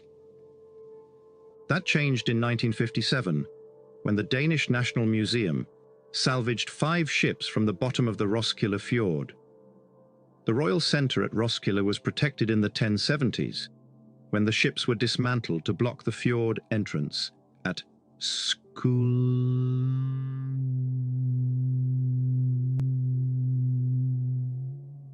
From highly specialized slender longships for warfare based on a combination of oars and sail to fuller and more solidly built sailing ships for carrying cargo, as well as smaller vessels for fishing and ferrying, the vessels, stripped of their fittings and heavily repaired, show how Scandinavian shipping had developed into specialized forms for various purposes by the 11th century. Skuldelev II was a longship, about 30 meters long. With the ability to unstep its mast and sail upriver and under bridges, Skuldelev II was designed with speed and the transportation of 60-80 men and their belongings as top priorities. However, the construction of this magnificent Viking symbol did not originate in Scandinavia, as confirmed by the tree ring analysis. This magnificent Viking emblem was built in the Dublin region between 1042 and 1043. Before undergoing repairs, again using Irish timber, and moving to high-quality oak to form its planking, it most likely served in the Irish Sea region for at least 20 years. It was probably constructed in the Scandinavian tradition by a local chieftain to engage in the typical Norse activities in Dublin, such as mercenary and enslaved person trading in England, Wales, and Ireland. Although Skuldelev V was much smaller and less well built, it was still a longship. It was constructed in East Denmark around 1040 by a crew of 26. New oak timbers were used to make the bottom planking, but planks from other ships were used to patch the sides, which were made of a mix of oak, ash, and pine. A district's peasants had pushed the ship's lifespan to its breaking point, suggesting that it was a ladang ship, and they were entrusted with delivering and overseeing a ship with 26 rowers. It shows that Scandinavian sailors were just as skilled at conserving ancient crates as later mariners, even though it doesn't prove that this recorded military levy dates back to the Viking Age. Skuldelev I was considerably longer and symbolized the evolution of the ocean-going trader, or knorr. It only had decks at the bow and stern, and a cargo hold in the middle that could hold 40-50 tons. Sturdily seated, the mast was propelled by its sail. It used oars only when maneuvering or becalmed, but it could hold up to 12 crew members.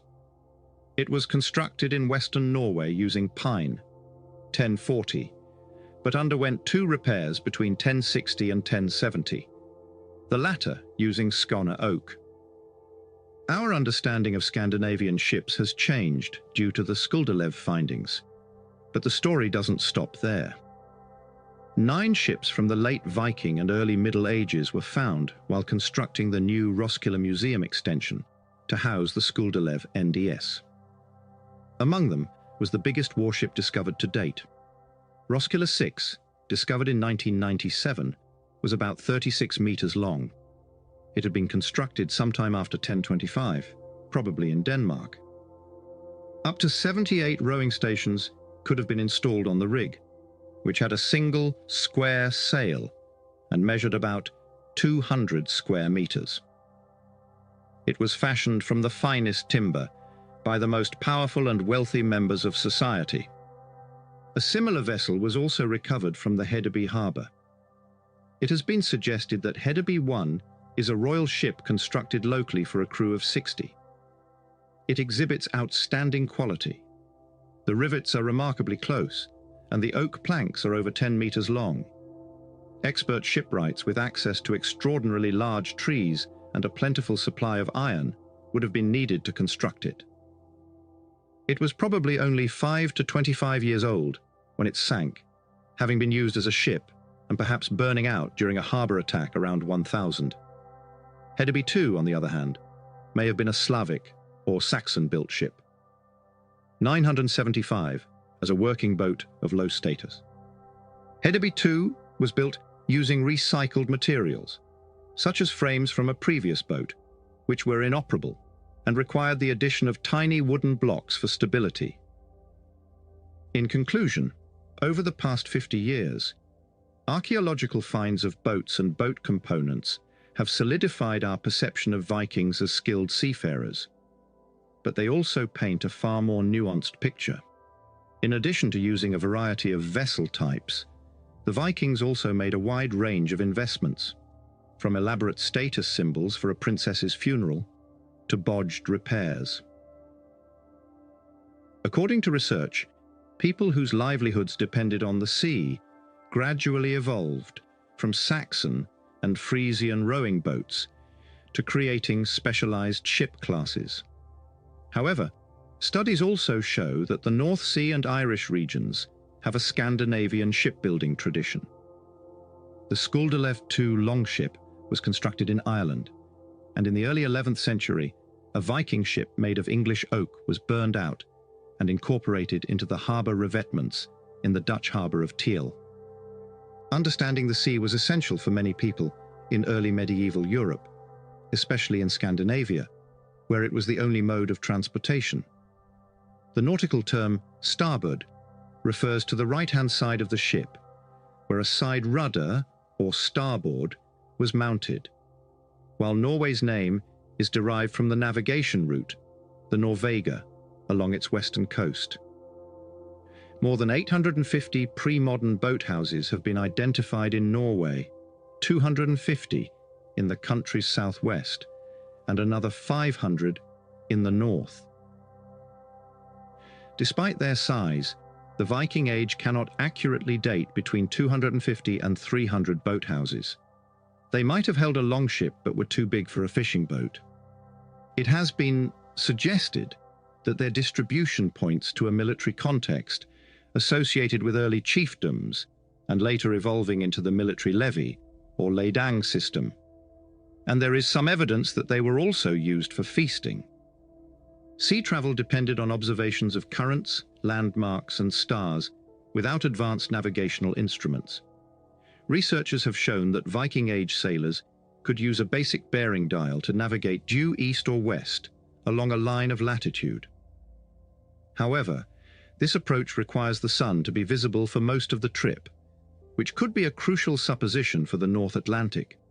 However, only in the 18th century, when speed and time since departure were measured, was it possible to calculate one's longitude.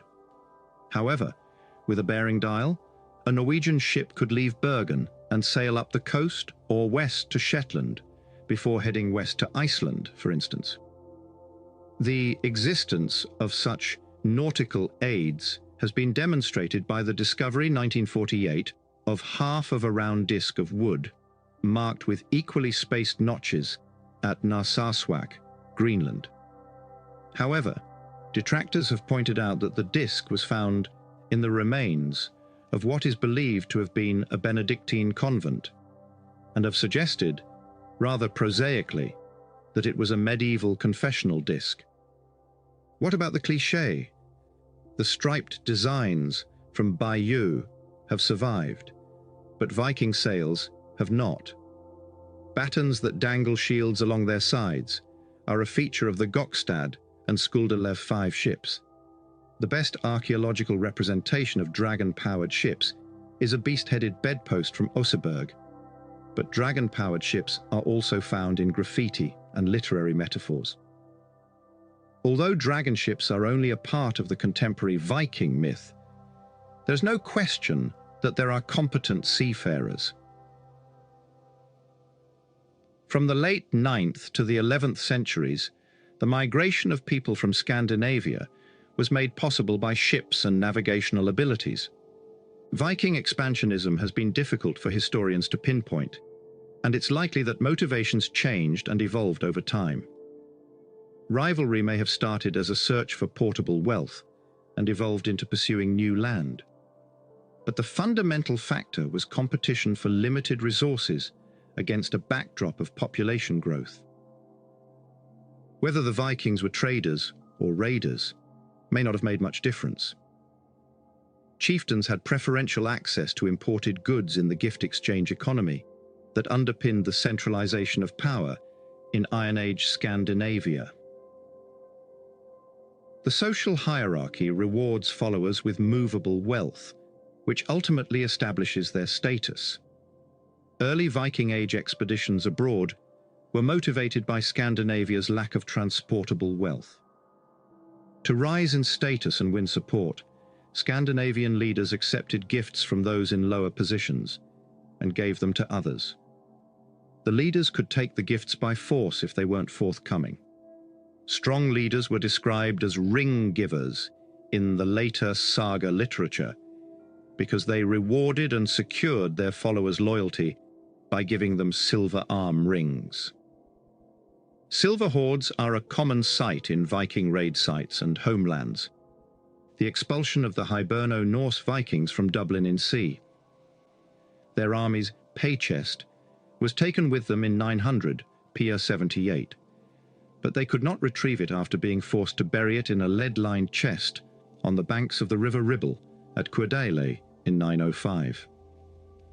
The Cuerdale hoard had been gathered over many decades by an international force.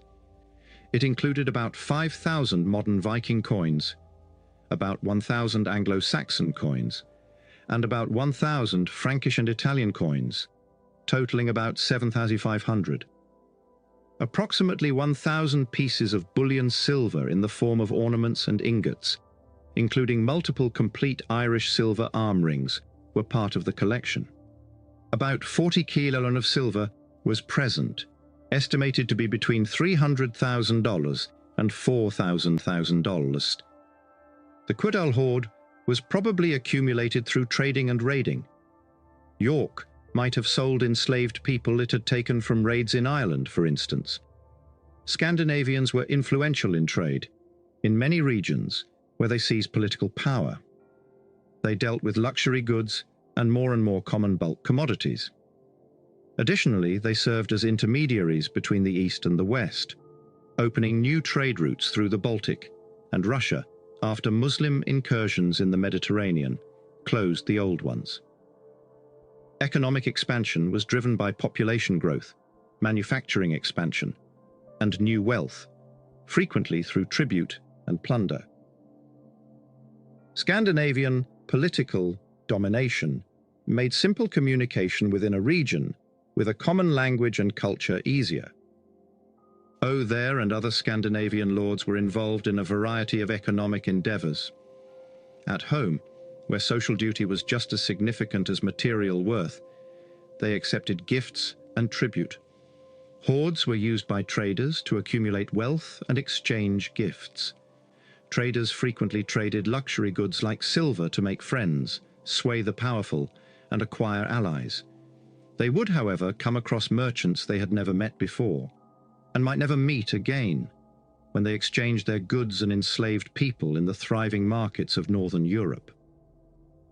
In this case, maintaining fair play and separating business dealings from interpersonal relationships required royal authority rather than social duties. Coinage had to be minted under royal supervision to enable purely monetary transactions. Land ownership became more significant than portable wealth as the value of gift-giving decreased. Hoarding stopped because the foundation of political power shifted, not because there was finally peace. Subsequent Viking raids concentrated on securing new settlements, and the primary source of power changed from territories and followers to land and estates. The North Atlantic contained uninhabited and underpopulated areas. To make room for the native population, which depended on the local balance of power, taking land from those already occupying it in the British Isles was still necessary. Viking leaders frequently took land from abbeys and kings, destroying their base of power and giving it to their followers. However, they have been shown to have participated in cash transactions to purchase land in England. Around the end of the 8th century, the first raids in Western Europe were documented. The pattern of raiding was the same in the North or Irish Seas as in continental Europe. As the winter storms started, small groups of Vikings in 2 or 3 ships would typically return home, focusing on unprotected coastal and riverine sites, such as monasteries and marketplaces. They raided the Carolingian Empire in 799 and attacked the monasteries of the Northumbrians in the 790s. Around 830, the Vikings made their first known foray inland, following their 795 raid on the Irish coast. Larger armies began ravaging England's south coast in the 830s, raiding the Frisian coast, now the Netherlands. From 834 to 838, they pillaged Dorestad, a prosperous trading town, for 4 years. The Viking armies quickly took advantage of regional rivalries and vulnerabilities. When Louis the Pious died in 840, his sons split up the Carolingian Empire. Viking commanders accelerated further fragmentation with civil war, and independent warlords determined to divide their territory. In 841, the Vikings destroyed Rouen, and in 845, an attack on Paris was only averted by 7,000 pounds of silver. A Viking fleet spent the winter on the Seine in 852 and the Loire in 853. Until Charles the Bald constructed fortified bridges and defended the towns and abbeys, the fleet persisted in taking advantage of these river systems, compelling the Viking armies to concentrate on England. A new phase of more sustained attack by highly mobile forces began in 850, when a Viking force overwintered in England for the first time. In 865, for the first time, the people mentioned paying Danegeld in exchange for peace. The strongest evidence for this period of Viking activity in Europe comes from thousands of Carolingian and Anglo-Saxon coins found in Scandinavia. This wealth extraction must have also weakened the Carolingian Empire, but the Scandinavian influence is barely discernible in French archaeology. Place names along the lower Seine to Rouen bear Scandinavian influences, yet most artifacts originate from Normandy and Brittany in the northwest. Like England, Normandy quickly developed a unique local Norman culture due to interactions between the native Franks and Scandinavians. A ship burial from the 10th century on the Ile de Groix in Brittany is one of several coastal graveyards. A long ship with a smaller boat inside was dragged along a processional way of standing stones, and it was crammed with a diverse array of items, such as farming implements, smith's tools, ivory gaming pieces, gold and silver jewelry, weapons, and riding gear. They put the bodies of a male adult and a teenage girl inside the ship, encircled by 24 shields, and lit it on fire, possibly as a sacrifice. This is the only known instance of a ship being burned as part of a funeral rite, even though it fits the Viking stereotype.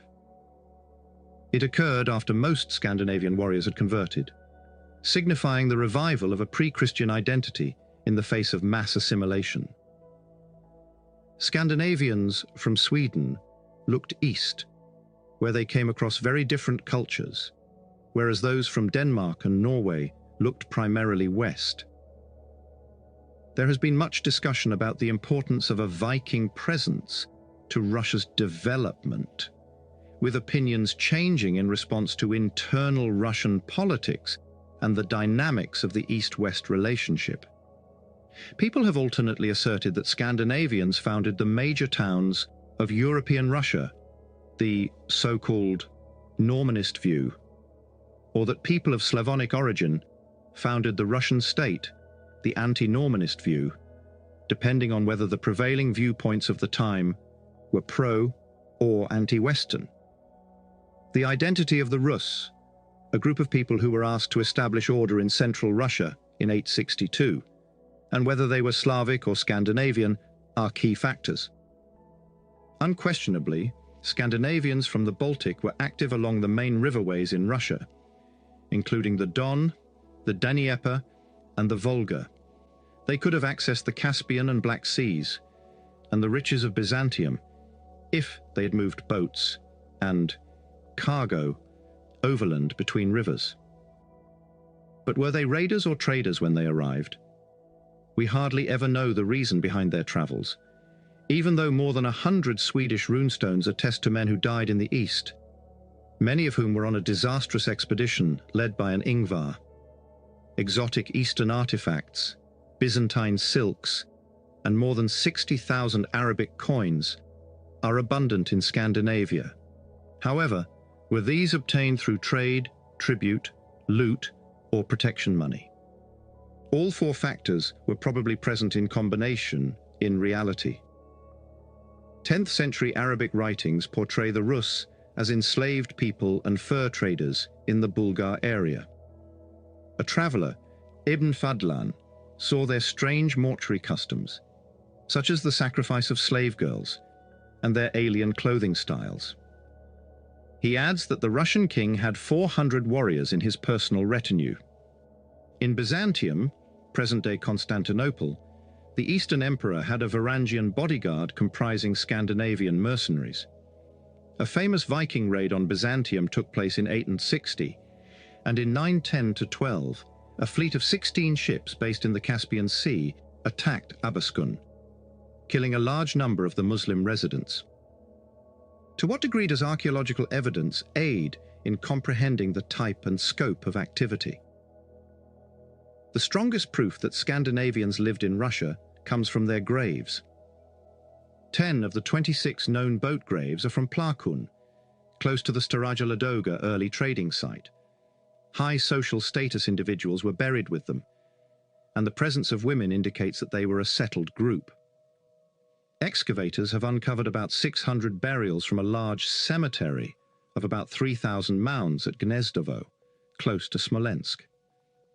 These demonstrate various burial practices, including 20% inhumation, some in chamber graves, and 80% cremation. 11 boat graves were also found, some of which included cremations, which are not common in Scandinavia. Weapons are found in more than 10% of the burials, but nearly as many also have Arabic coins and weighing scales.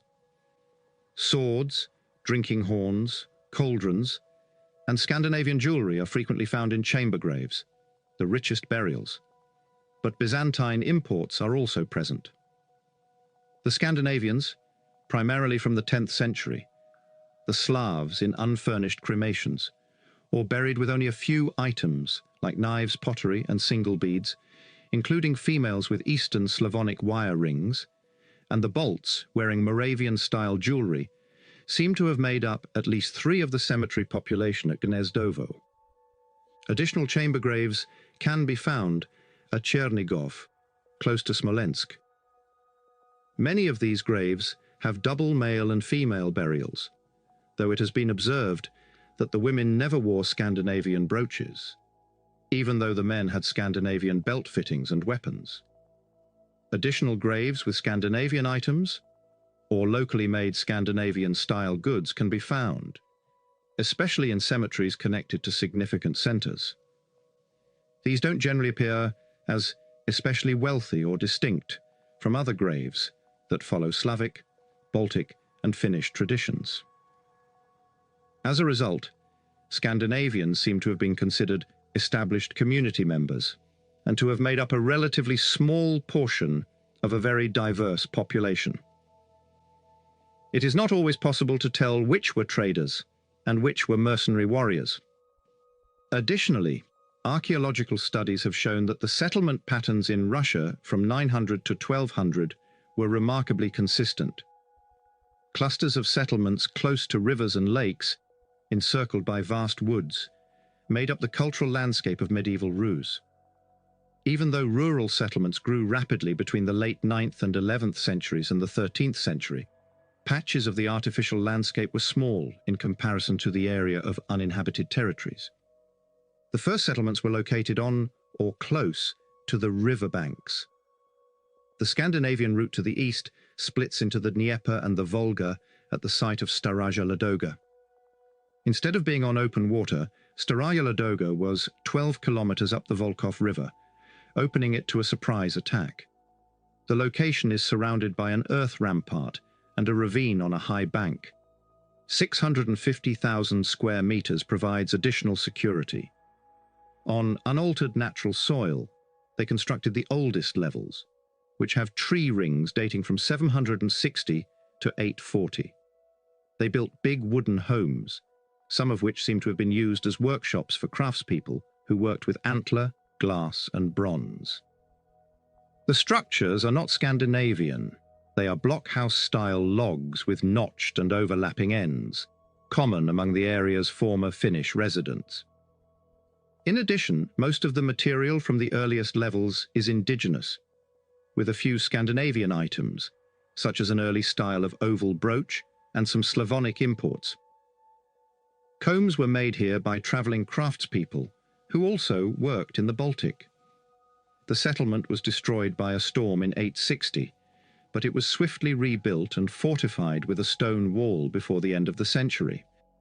From this point on, there are more Scandinavian items, such as a Norse rune stick. This is also the period of the neighbouring boat burials at Plakum, which are in the Scandinavian style. A hill fort site at Rurikgorodishche served as a 9th century administrative, commercial, and craft-making hub, and might have served as a place to gather tributes for a Scandinavian leader. Novgorod, which the Scandinavians called Holmgarda, probably succeeded. Although Slavs had previously inhabited it, the Nestorian chronicle states that Rurik settled the first Scandinavians there in 862. Excavations have discovered a winding timber main street that was resurfaced with new planks until around 1600. The material is not very explicitly Scandinavian, except for a few jewellery pieces. A 4-hectare 9th century abandoned settlement at Gnezdovo was given wooden walls and sand ramparts, 900 to 25. By 1000, the hill fort had a manufacturing site, an irregular settlement, and a cemetery. Craft activities included making jewellery, moulds for casting brooches in the Scandinavian style, and working with ferrous and non-ferrous metals. When Gnezdovo declined and Smolensk replaced it, they used a 3-fold welding method that the Slavs were unaware of to make iron knives. Unlike early Scandinavian trading sites, Gnezdovo did not grow into a town and lacked a planned hinterland. However, Kyiv emerged as the focal point of the Russian state during the Middle Ages. The town was established in 882 on the west bank of the Dnieper, where the river narrows. According to Emperor Constantine, Scandinavians gathered there in the early summer, and in June, they departed for Byzantium. Although archaeological evidence indicates that most of the population was, again, primarily Slavonic, the town is said to have been ruled by Scandinavian princes. In conclusion, the post-Glasnost perspective holds that medieval Russia developed due to a balance between external Western, Scandinavian stimulus and internal, primarily Slavonic, growth. The Slavs had already developed economically and socially before the Swedes arrived. The Vikings were not the only ones who promoted and increased trade. They are said to have assimilated many local customs and joined a highly mixed group that engaged in a mix of raiding and trading, which has been dubbed aggressive trading, though it's not always obvious if this compromised term refers to extortion at sword point or to haggling in the bazaar. The Anglo-Saxons are considered by the modern people of England to be the ancestors of the English, whereas the Vikings are definitely them and not us. Except for a few hotheads who say they are descended from Vikings, the English may secretly admire their amoral and carefree way of life, but they are not truly our ancestors. The English language, laws, customs, and system of government, as well as the English countryside and villages, are somehow Anglo-Saxon, not North European or Scandinavian, despite the irony that the Angles and Saxons came from the same region as the Danes, some 400 years ago. To bring the warring Anglo-Saxon kingdoms together against the Viking invaders, Alfred became the first king of England. East Anglia, Mercia, Wessex, and Northumbria were the four Anglo-Saxon kingdoms in 793. By 900, only Wessex remained. However, the Anglo-Saxon chronicle was written by Alfred's scribes, and since the Vikings did not write history, it is understandable that we have been given a skewed account. Wessex propaganda is no longer readily accepted by historians. Although the extent of Scandinavian settlement is debatable, its benefits are generally accepted. Archaeologists have highlighted the Scandinavian contribution to industry development, urbanism, and shifts in rural settlement patterns. They can talk about a hybrid Anglo-Scandinavian culture based on novel artifact types and artistic styles. In addition to learning about the many waves of raiders and settlers who shaped the nation's identity, today's school children are taught to appreciate ethnic diversity. For the first time since Canute, England, and Denmark have reunited in a political union, which has improved the Vikings' reputation. Scholars discussing the extent of Scandinavian settlement in England are fascinated by the continuous conflict between those who view England's history as a series of invasion waves and those who place more importance on internal evolution and change. Depending on your point of view, either the raiding parties caused a secondary mass migration or a small group of elite land takers led the immigration. Each discipline has adopted a different stance because, in part, the various types of evidence do not tell a cohesive story. 3 land divisions between the Danes and the English in the 870s, Northumbria, Mercia, and East Anglia, are documented in the Anglo-Saxon Chronicle. A border between Fred and the Danes was drawn by the Treaty of Wedmore in 886, and it ran up the Thames, then up the Lee, and along the Lee to its source, then in a straight line to Bedford, then up the Ouse to Watling Street.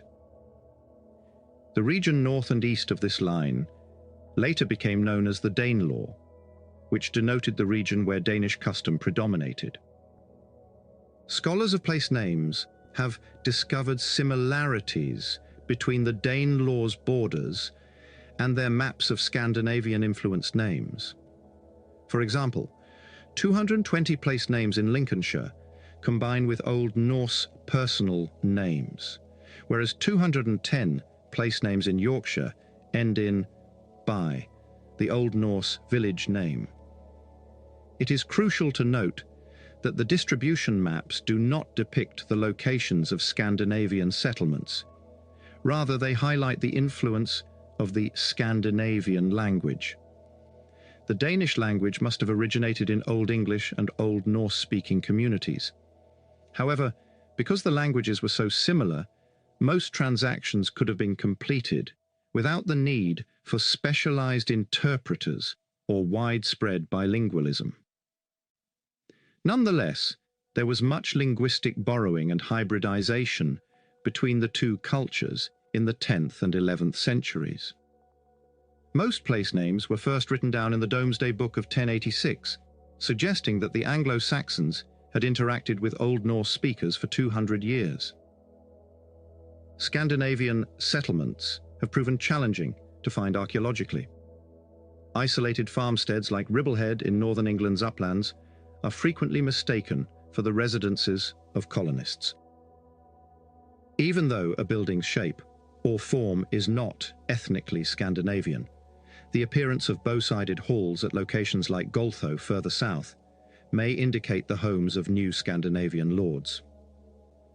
On the site of a medieval manor at Warham Percy, researchers discovered boar-style belt items that were probably made in Norway.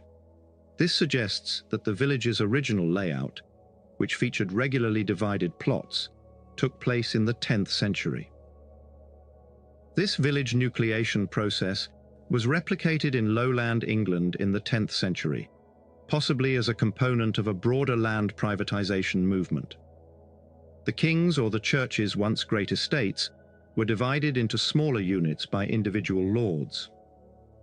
Although it was obviously accelerated by the disruption of the monasteries and the ensuing dislocation of land holdings, this process occurred in both the Danelaw and Wessex and was not directly caused by Viking raids. Metal detectorists recording the finds they recover has also changed knowledge of settlement patterns. During the Viking Age, costume jewellery became popular in England, made in large quantities from copper alloy. Even though some, like the disc brooch, still use Anglo-Saxon forms, they frequently have Scandinavian-style motifs, suggesting a hybrid culture that we can rightly call Anglo-Scandinavian. Additionally, brand new varieties like tiny bells made of copper alloy might have served as amulets or costume jewellery. They have been discovered in communities as distant as Iceland, Scotland, and Yorkshire, despite not being known from Scandinavia. They might be an example of the spread of a style that originated in the Irish Sea region. Many metal items that appeal to Anglo-Scandinavian tastes have been produced in eastern England. These results show that an Anglo-Scandinavian cultural identity was widely accepted in 10th century England, even though we cannot choose our genes and only slightly alter our language. However, we can choose our jewellery. I excavated a settlement initially found by metal detectorists at Cottam in East Yorkshire. An Anglo-Saxon farmstead may have been an outlying dependency of a royal estate at Driffield in the 8th and 9th centuries. Numerous low-density Northumbrian copper alloy coins and sticus were found, and the inhabitants were part of a trading network. After the Anglo-Saxon farm was abandoned in the late 9th or early 10th century, a newly designed farm with a rather opulent gated entrance was built in its place, surrounded by rectangular paddocks. Because the Northumbrian mints had stopped producing coins, the new residents, likely Scandinavian colonists based on their attire, could not purchase or sell them. Despite this, they kept trading with York to the west and Lincolnshire south of the Humber, all done in bullion. They stayed on their new farm for only a few generations before moving to the location of the future planned medieval village. Along with drastically altering towns, the Scandinavian settlement sparked the greatest urban renewal in Britain since the Roman era. In response to the Viking threat, royal decrees in Mercia and Wales created networks of fortified towns, or burhs. They established mints and civil and ecclesiastical administrative centres. At Chester, Gloucester, Exeter and Winchester, they strengthened Roman sites. In other places, they depended on natural defences. Based on Roman models, they built new defences at Cricklade, Wallingford and Oxford. Many developed into significant marketplaces. And at Chester, a group of Hiberno-Norse traders settled between the Roman fort and the River Dee. In the 10th century, towns like Hamwick, Southampton, Londonwick, London, and Eoforwick, York, prospered despite Viking raids initially disrupting trade through urban markets. Development accelerated due to the ancient Roman forts, frequently bringing trading sites inside or close to their walls. York is the most well-known, with 4 tenements occupied by different manufacturers, craftspeople, and merchants, and a street at Coppergate that dates back to the early 10th century. Within 50 years, planked 2-story buildings with basements for storing finished goods and raw materials, and upstairs for living, working and trading, were developed in response to the pressure on urban space, as in many other English towns. By 900, York's new Viking rulers were minting their own coins, and the city was a major hub for trade and manufacturing. As propaganda, these coins presented the Viking kingdom as a legitimate state, comparable to other Western Christian states. Nonetheless, the quantity of coins produced suggests a high volume of transactions. By 1000, York may have had 15,000 residents who relied on food from the hinterland and had access to marine resources, animals, and cereal crops. According to the life of St. Oswald, the city was enhanced by the treasures of merchants worldwide, especially the Danish. The Danes founded a number of urban strongholds in the East Midlands, known as the Five Boroughs, including Derby, Leicester, Lincoln, Nottingham, and Stamford. These towns may have been modelled after English ones, but excavations have not turned up anything particularly Scandinavian. It's possible that immigrants who moved in with the Scandinavian traders gave rise to some of the new industries that emerged under their shadow, like glazed Stamford ware pottery manufacturing. Across England, town-based industrialised mass production supplanted the rural cottage industry in response to the new urban markets. Harald Finehair, King of Vestfold, 872, c. 930, was the father of Viking leader Eric Bloodaxe, who ruled Northumbria. According to reliability, he may have died at Stainmore, the present-day A66, on the Roman road to Cumbria, in addition to being expelled from York in 954. His notoriety stems from his prominence in the saga literature, which is unusual for a Scandinavian king in the British Isles in the 10th century. Eric began his Viking career at 12, and, on a White Sea expedition, he met his wife Gunhild. Eric succeeded to the Norwegian throne after his father's death, removing several of his brothers and opponents before being overthrown by his younger brother Hakon. After that, Eric travelled to Northumbria and Orkney, before settling in York until his expulsion. Eric also plays the antagonist of poet and psychopath Egil Skallagrimsson in the Egil Saga. Even though Eric had a remarkable career of murder and plunder, he received mostly negative press for pardoning Egil's life in exchange for a poem of praise. He represents how the Viking world is seen today. Even though Viking Age England was prosperous, finding the Vikings has proven challenging.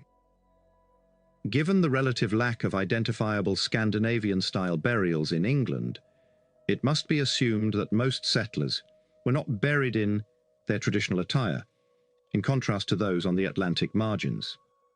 The exceptions are mostly found in the northwest and Cumbria, where a Scandinavian identity seems to have persisted for longer, and most settlers lived in scattered farmsteads. Usually, archaeologists unearthed multiple separate mound burials, frequently uncovering weapons.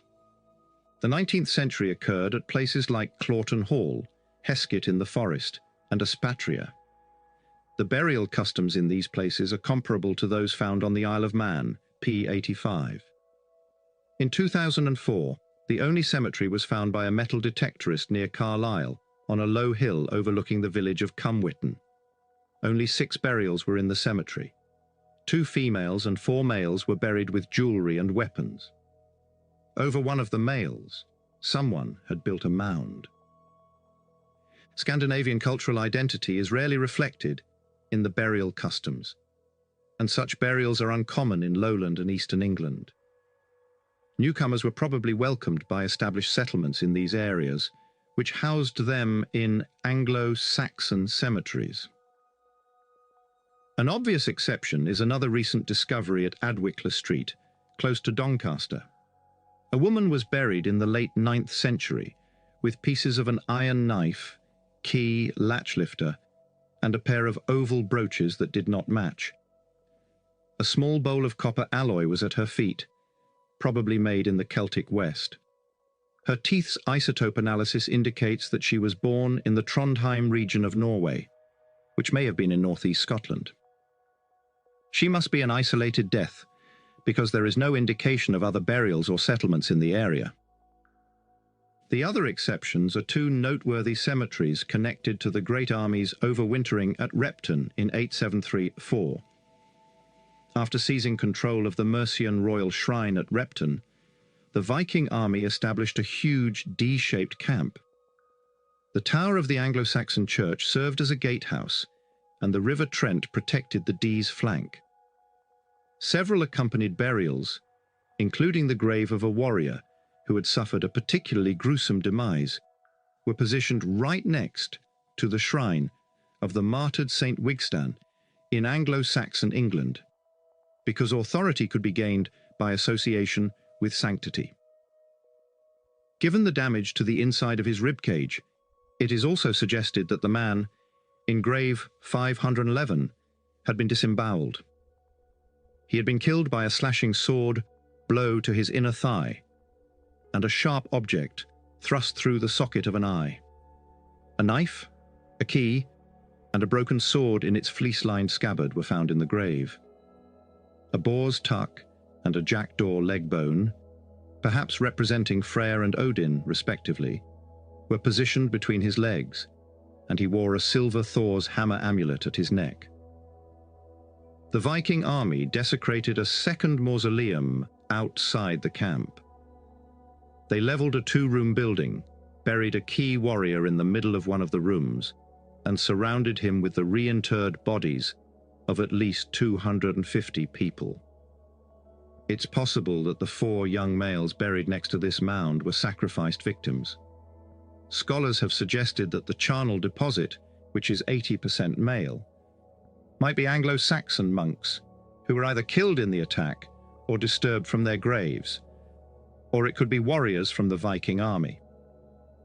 4 kilometers to the southeast, on a promontory overlooking Repton and the floodplain of the Trent, I dug up a different contender for the Great Army's war cemetery at Heath Wood. Approximately 59 mounds can now be found in different clusters. Some of the mounds were built on top of the cremation pyres of the deceased. They had raked over the charcoal hearths, exposing meat joints, cremated bones of sacrificial horses and dogs, and pieces of charred swords and shields. The other mounds initially appeared empty, but one held a few small token offerings, such as a ringed pin and a few pieces of burnt bone. These might have been cenotaph-style monuments to fighting men who had died and been cremated elsewhere. These warriors were symbolized by small packages of bone and personal belongings brought back to Heath Wood. The cremation cemetery at Heath Wood is unique in the British Isles. It resembles pre-Christian burial customs in Scandinavia, indicating that some members of the campaigning army placed more importance on displaying their Viking identity, while others opted to lay their bodies beside the Mercian shrine. Despite Heathwood's short life, Scandinavian figures remained buried in the Repton cemetery until the 10th century. Ivar, one of the leaders of the Viking Great Army that invaded England in 865, is thought to have been fathered by Ragnar Lodbrok, Leather Breeches, who led the sack of Paris in 845. Because of Ragnar's second wife's curse, which prevented him from consummating their marriage until 3 nights had elapsed, Ivar is described as lacking bones in later saga literature. Ivar was born because Ragnar would not wait. Although some contend that the word boneless is mistranslated as childless, the sagas portray Ivar as unable to walk and carrying a shield. Ivar may have had brittle bone disease, according to some theories. Their leader, Osbert, was killed in the Battle of York in 867, when Ivar defeated the Northumbrians, and his rival Illa, also known as the Blood Eagle, was ritually murdered. According to one graphic account, why caused the bloody eagle to be carved on the back of Ella, and they cut away all of the ribs from the spine, and then they ripped out his lungs.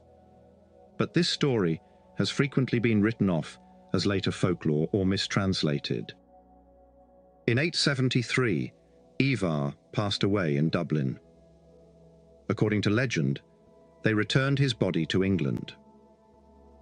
Martin Biddle and Berta Kulby Biddle have proposed that Ivar was the warrior interred in the middle of the mausoleum at Repton, although many people don't believe this. Although graves from the 9th century are uncommon, It is noteworthy that later generations of Scandinavian settlers may have abandoned grave goods, but created unique stone monuments to commemorate their graves in the 10th century.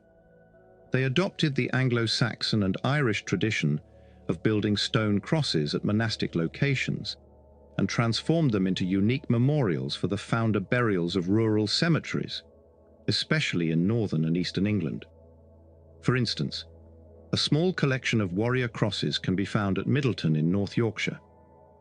One of these crosses features a hunting scene on the reverse, a dragon-like beast on the front, and an armed warrior on the front. Another recently created style of monument is represented by the so-called hogback tombstones. These low-grave memorials have arched backs resembling bow-sided halls, with two beasts, sometimes called muzzled bears, grasping them at either end. They might have been inspired by the combination of Irish house shrine elements and the recumbent stone grave slabs of the early Scandinavian rulers of England, such as those discovered beneath York Minster. Although examples have been found as far away as southern England and northern Scotland, the distribution is most common in North Yorkshire, ruled by the Viking kings of York and Dublin. After being expelled from Dublin, later generations of Hiberno-Norse settlers from Ireland may have arrived, as evidenced by the crosses and hogback stones, which both date from the first half of the 10th century, and for whom maintaining a Viking identity was crucial. Much of the sculpture incorporates Christian and pre-Christian themes as a result of the new Anglo-Scandinavian lords' Christianization. For instance, the cross from Gosforth, Cumbria, shows a scene from Ragnarok, the end of the world, on one side, and a crucifixion scene with figures in Scandinavian costumes on the other. Additionally, they were in charge of the massive increase in church construction during the 10th and 11th centuries. In Anglo-Saxon England, monks lived in small communities on vast estates under a system of minister churches. The new landowners built private chapels on their estates after these collapsed during the Scandinavian settlement. Many later became parish churches that served the neighborhood. The 10th century saw the construction of a small timber church on a new location at Warham Percy, although sculptures from the 8th and 9th centuries point to an earlier, possibly minster, church. This was expanded into a stone church with a distinct nave and chancel in the 11th century.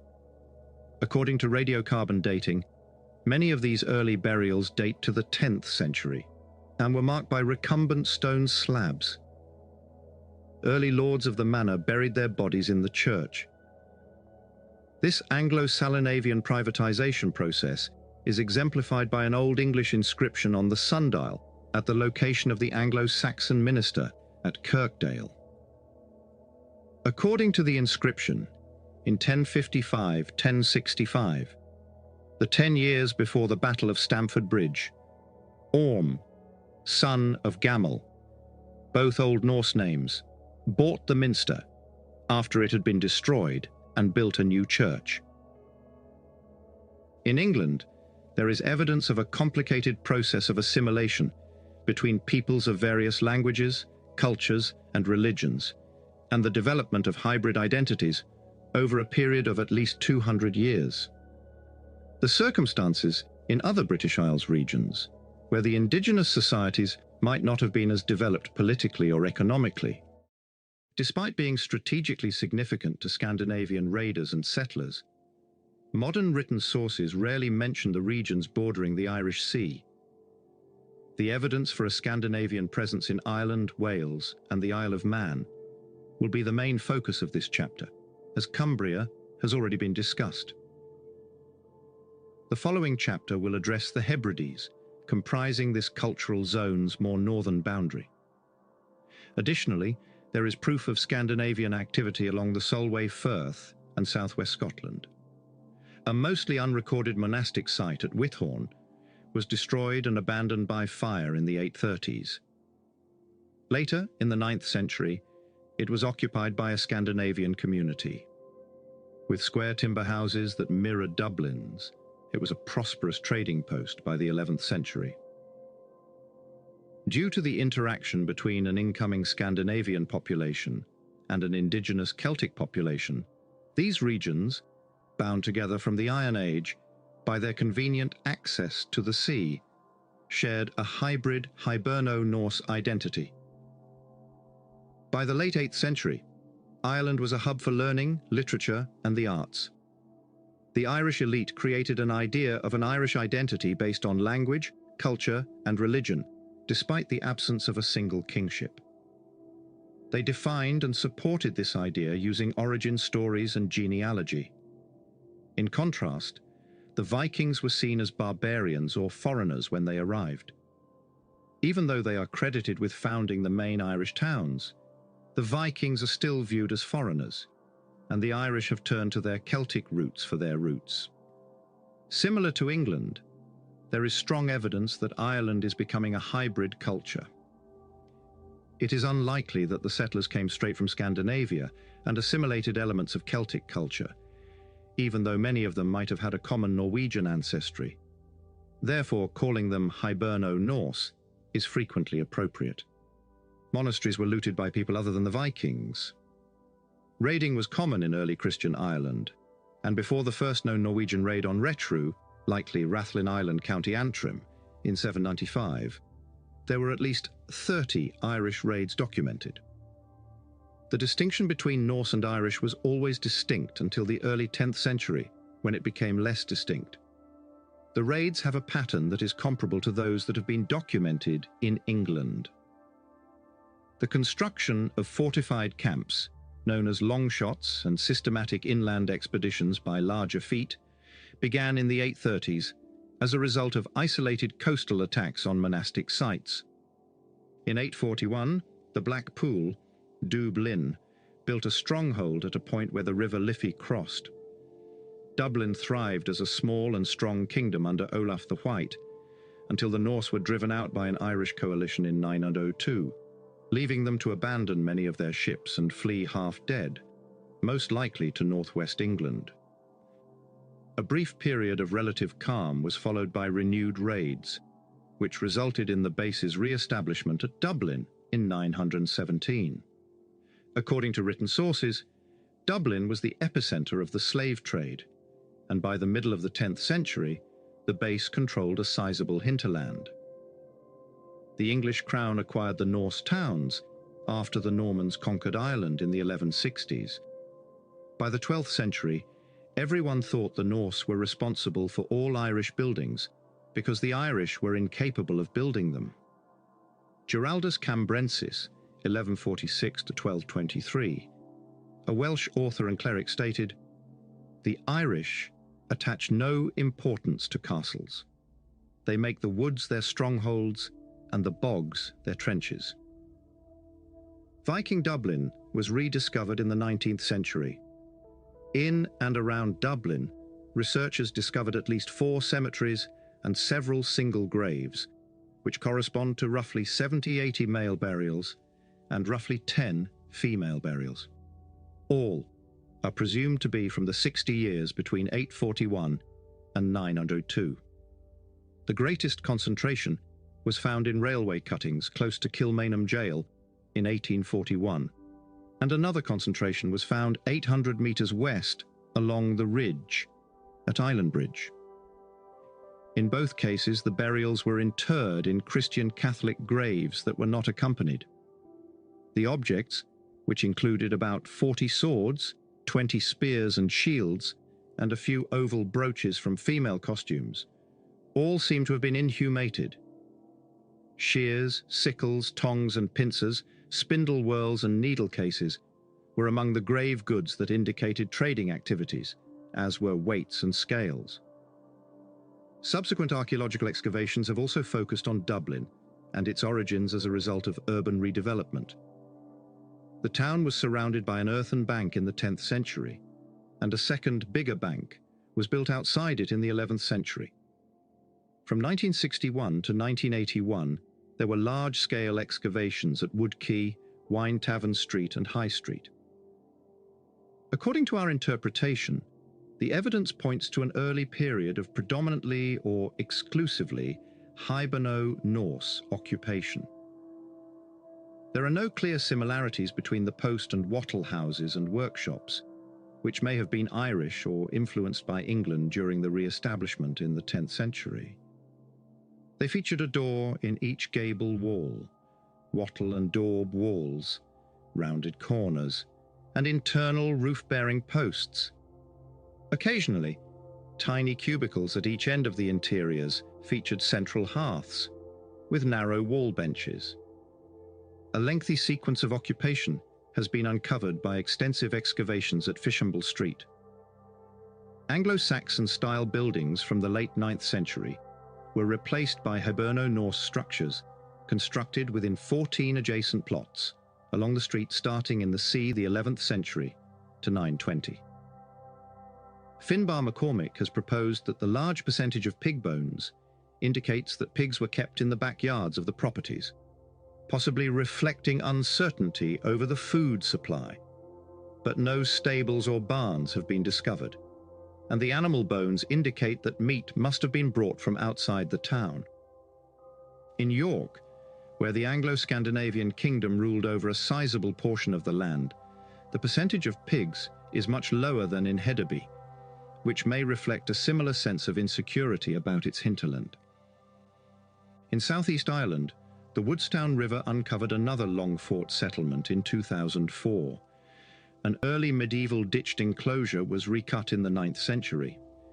Significant evidence of shipbuilding, including a large number of iron rivets and signs of settlement, including timber houses, were found during the excavation. We have discovered proof of metalworking and recovered more than 170 lead weights. Weaponry, such as a grave outside the enclosure with a sword, spear, axe, shield, honest one, and ringed pin, suggests that Hiberno-Norse activity began in the middle of the 9th century. Around 1050, excavations showed that 14 urban plots had been established along Peter Street in Waterford, 2 kilometres away, marking the end of the occupation.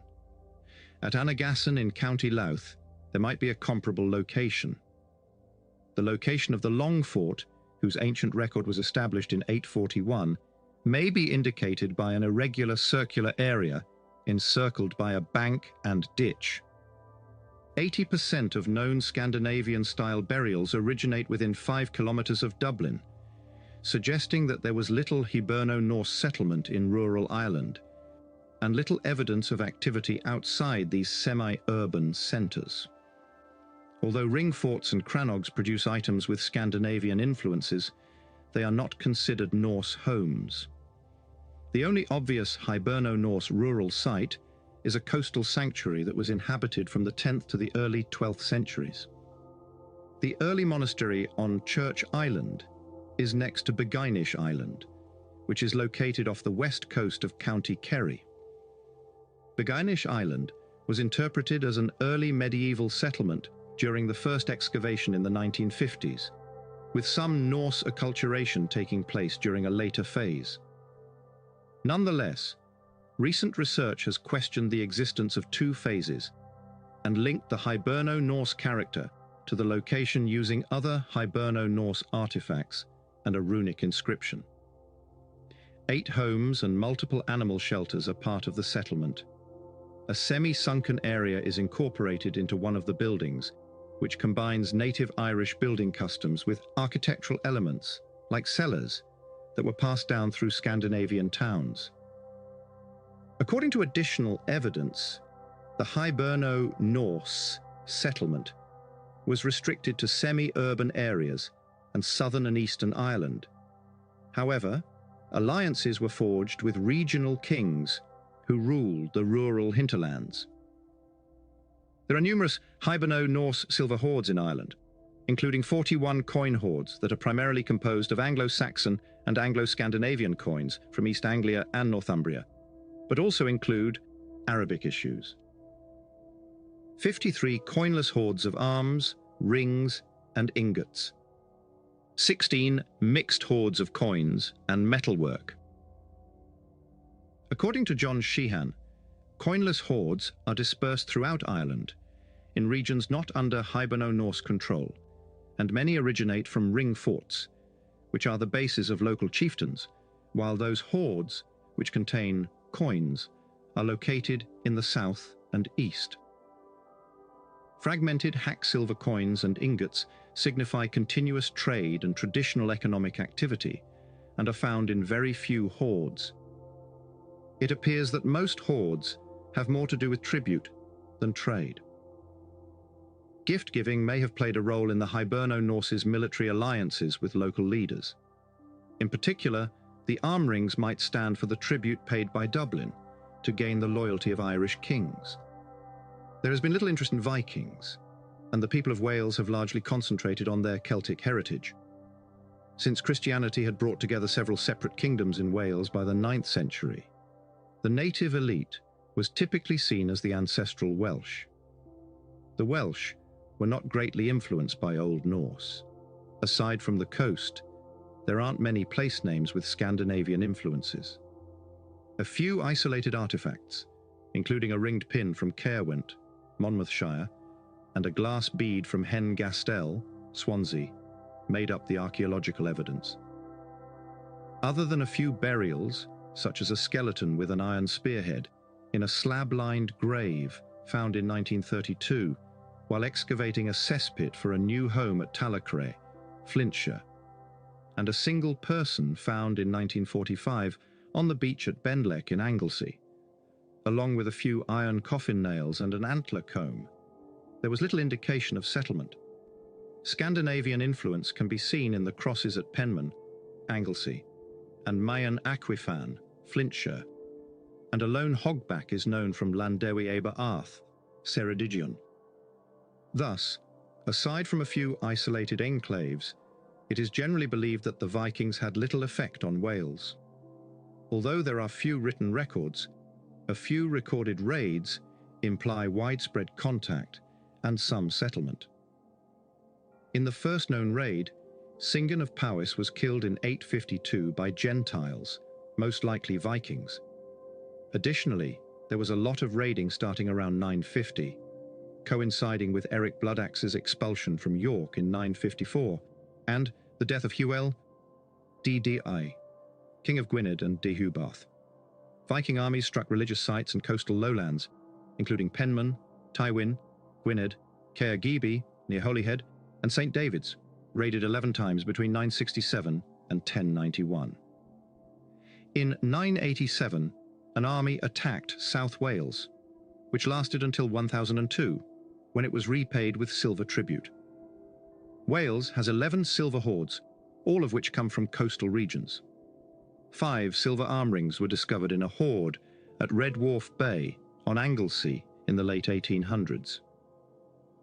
Mark Redknapp's recent excavation at the neighbouring site of Llanbedrgoch has produced striking proof of Viking activity.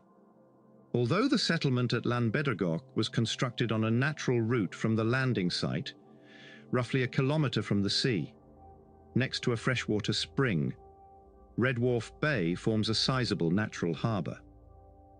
A ditched and banked enclosure surrounded several wooden structures constructed in the regional style of mixed round houses and rectangular halls, marking the beginning of the settlement at Llanbedrgoch as a native settlement in the 7th and 8th centuries. In the 9th century, a huge dry stone wall high enough and broad enough to accommodate a wall walk improved the enclosure's perimeter, highlighting the necessity for defense upgrades. There were at least 6 rectangular halls from the late 9th and early 10th centuries inside, 3 of which had sill beams supporting them, and 2 had remnants of stone-framed windows. The shape of the building and the wall bench evidence point to Scandinavian influence. The buildings were connected by a 3-metre-wide paved road that led to an oval spring pool that could be reached via stone steps. Llanbedrgoch had extensive trading contacts in addition to an agricultural foundation, as indicated by the collection of animal bones and quernstones. There were pieces of an Arabic dirham, Carolingian dinars, and English coins from Canterbury and Northumbria. 9 pieces of hack silver and 19 lead weights were also found. Scandinavian influence is also demonstrated by the finding of 11 ringed pins from the 10th century, 4 tiny ornamental bronze bells, and a belt buckle in the boar style. A large whetstone with a bronze ferrule shaped like a helmet signifies warrior status. There were 1 to 300 iron nails, including rivets from ship repair and more than 50 knife blades, and iron forging was done on the spot. Additionally, they cast non-ferrous metals such as leather, antler, lead, silver, and copper alloy. 5 bodies were found in the ditch outside the enclosure without any ceremony. They had tied a child's wrists behind him, thrown one on top of him, and struck his left eye with a sharp object. Another adult had been placed face down with his arms bound in front of him. These have to be the raid's victims. Llanbedrgoch, an early princely site or estate centre, became a significant trading hub in the 9th and 10th centuries. There is a strong temptation to read the bodies as evidence of Viking occupation or attacks. The Isle of Man underwent a series of Norse kings before Norway gave it to Alexander III of Scotland in 1266. It first appeared as a historical entity alongside the Western Isles under its first Norwegian king, Godred Crovan, 1079-95. The man had a significant Scandinavian influence, and modern Manx take pride in their Viking ancestry. Originating from the Norse open-air assembly, or Thing, the Manx Parliament, also known as the Tynwald, still meets once a year at Tynwald Hill, St. John's, to enact laws passed the year before. Although some have suggested it might even be pre-Norse, many think the Treen, the fundamental land unit with its chapel or keel, is Norse. Some contend that until Gaelic was reintroduced around 1300, Man was exclusively Norse-speaking, and that the quantity of Scandinavian place names that have survived only corresponds with a sizable Norse settlement. Some have claimed that the Scandinavian element was linked to the chief landowners and the ruling class.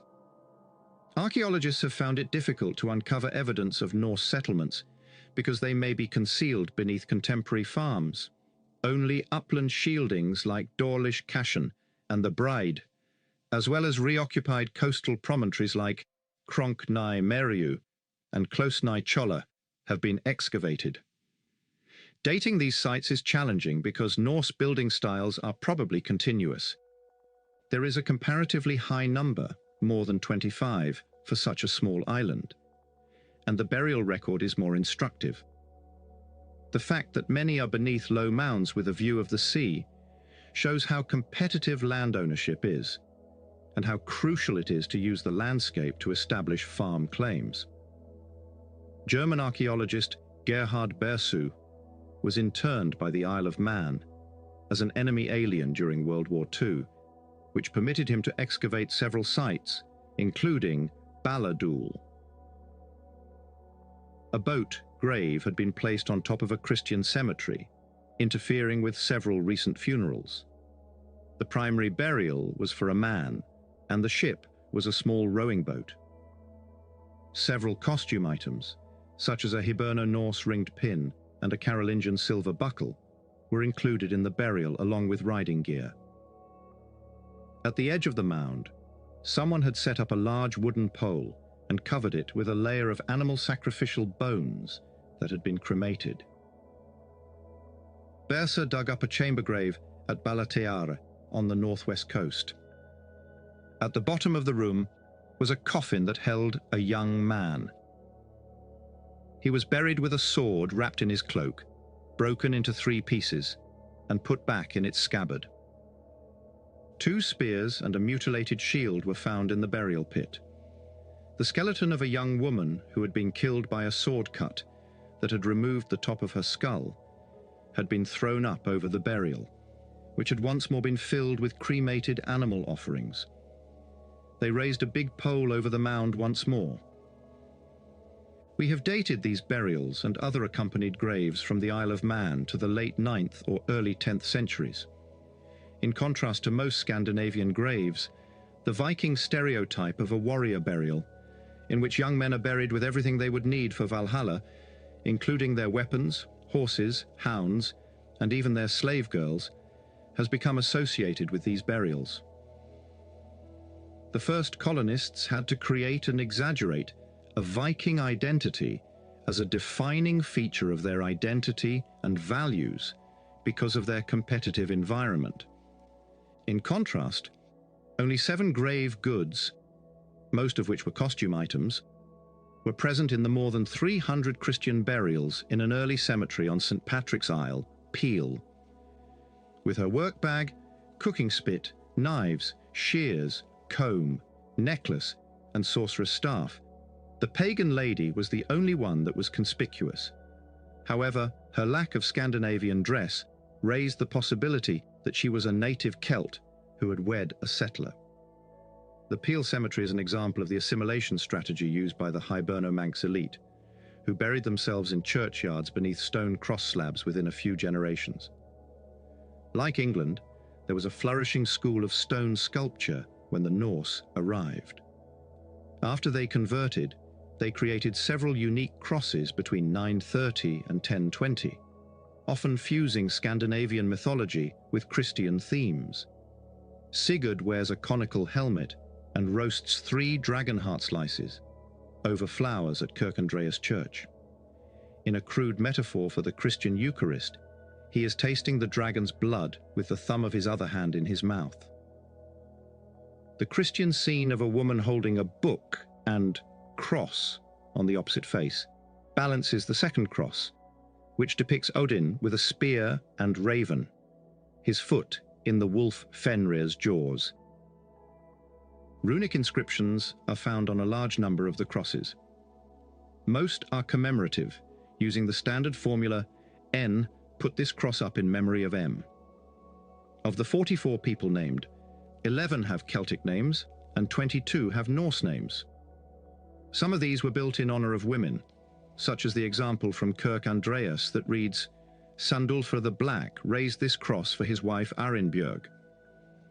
The oldest runes that have survived date back to the 10th century and clearly refer to Norway, but they also depict Norsemen adapting to a Western tradition with Celtic elements and creating a new hybrid cultural identity.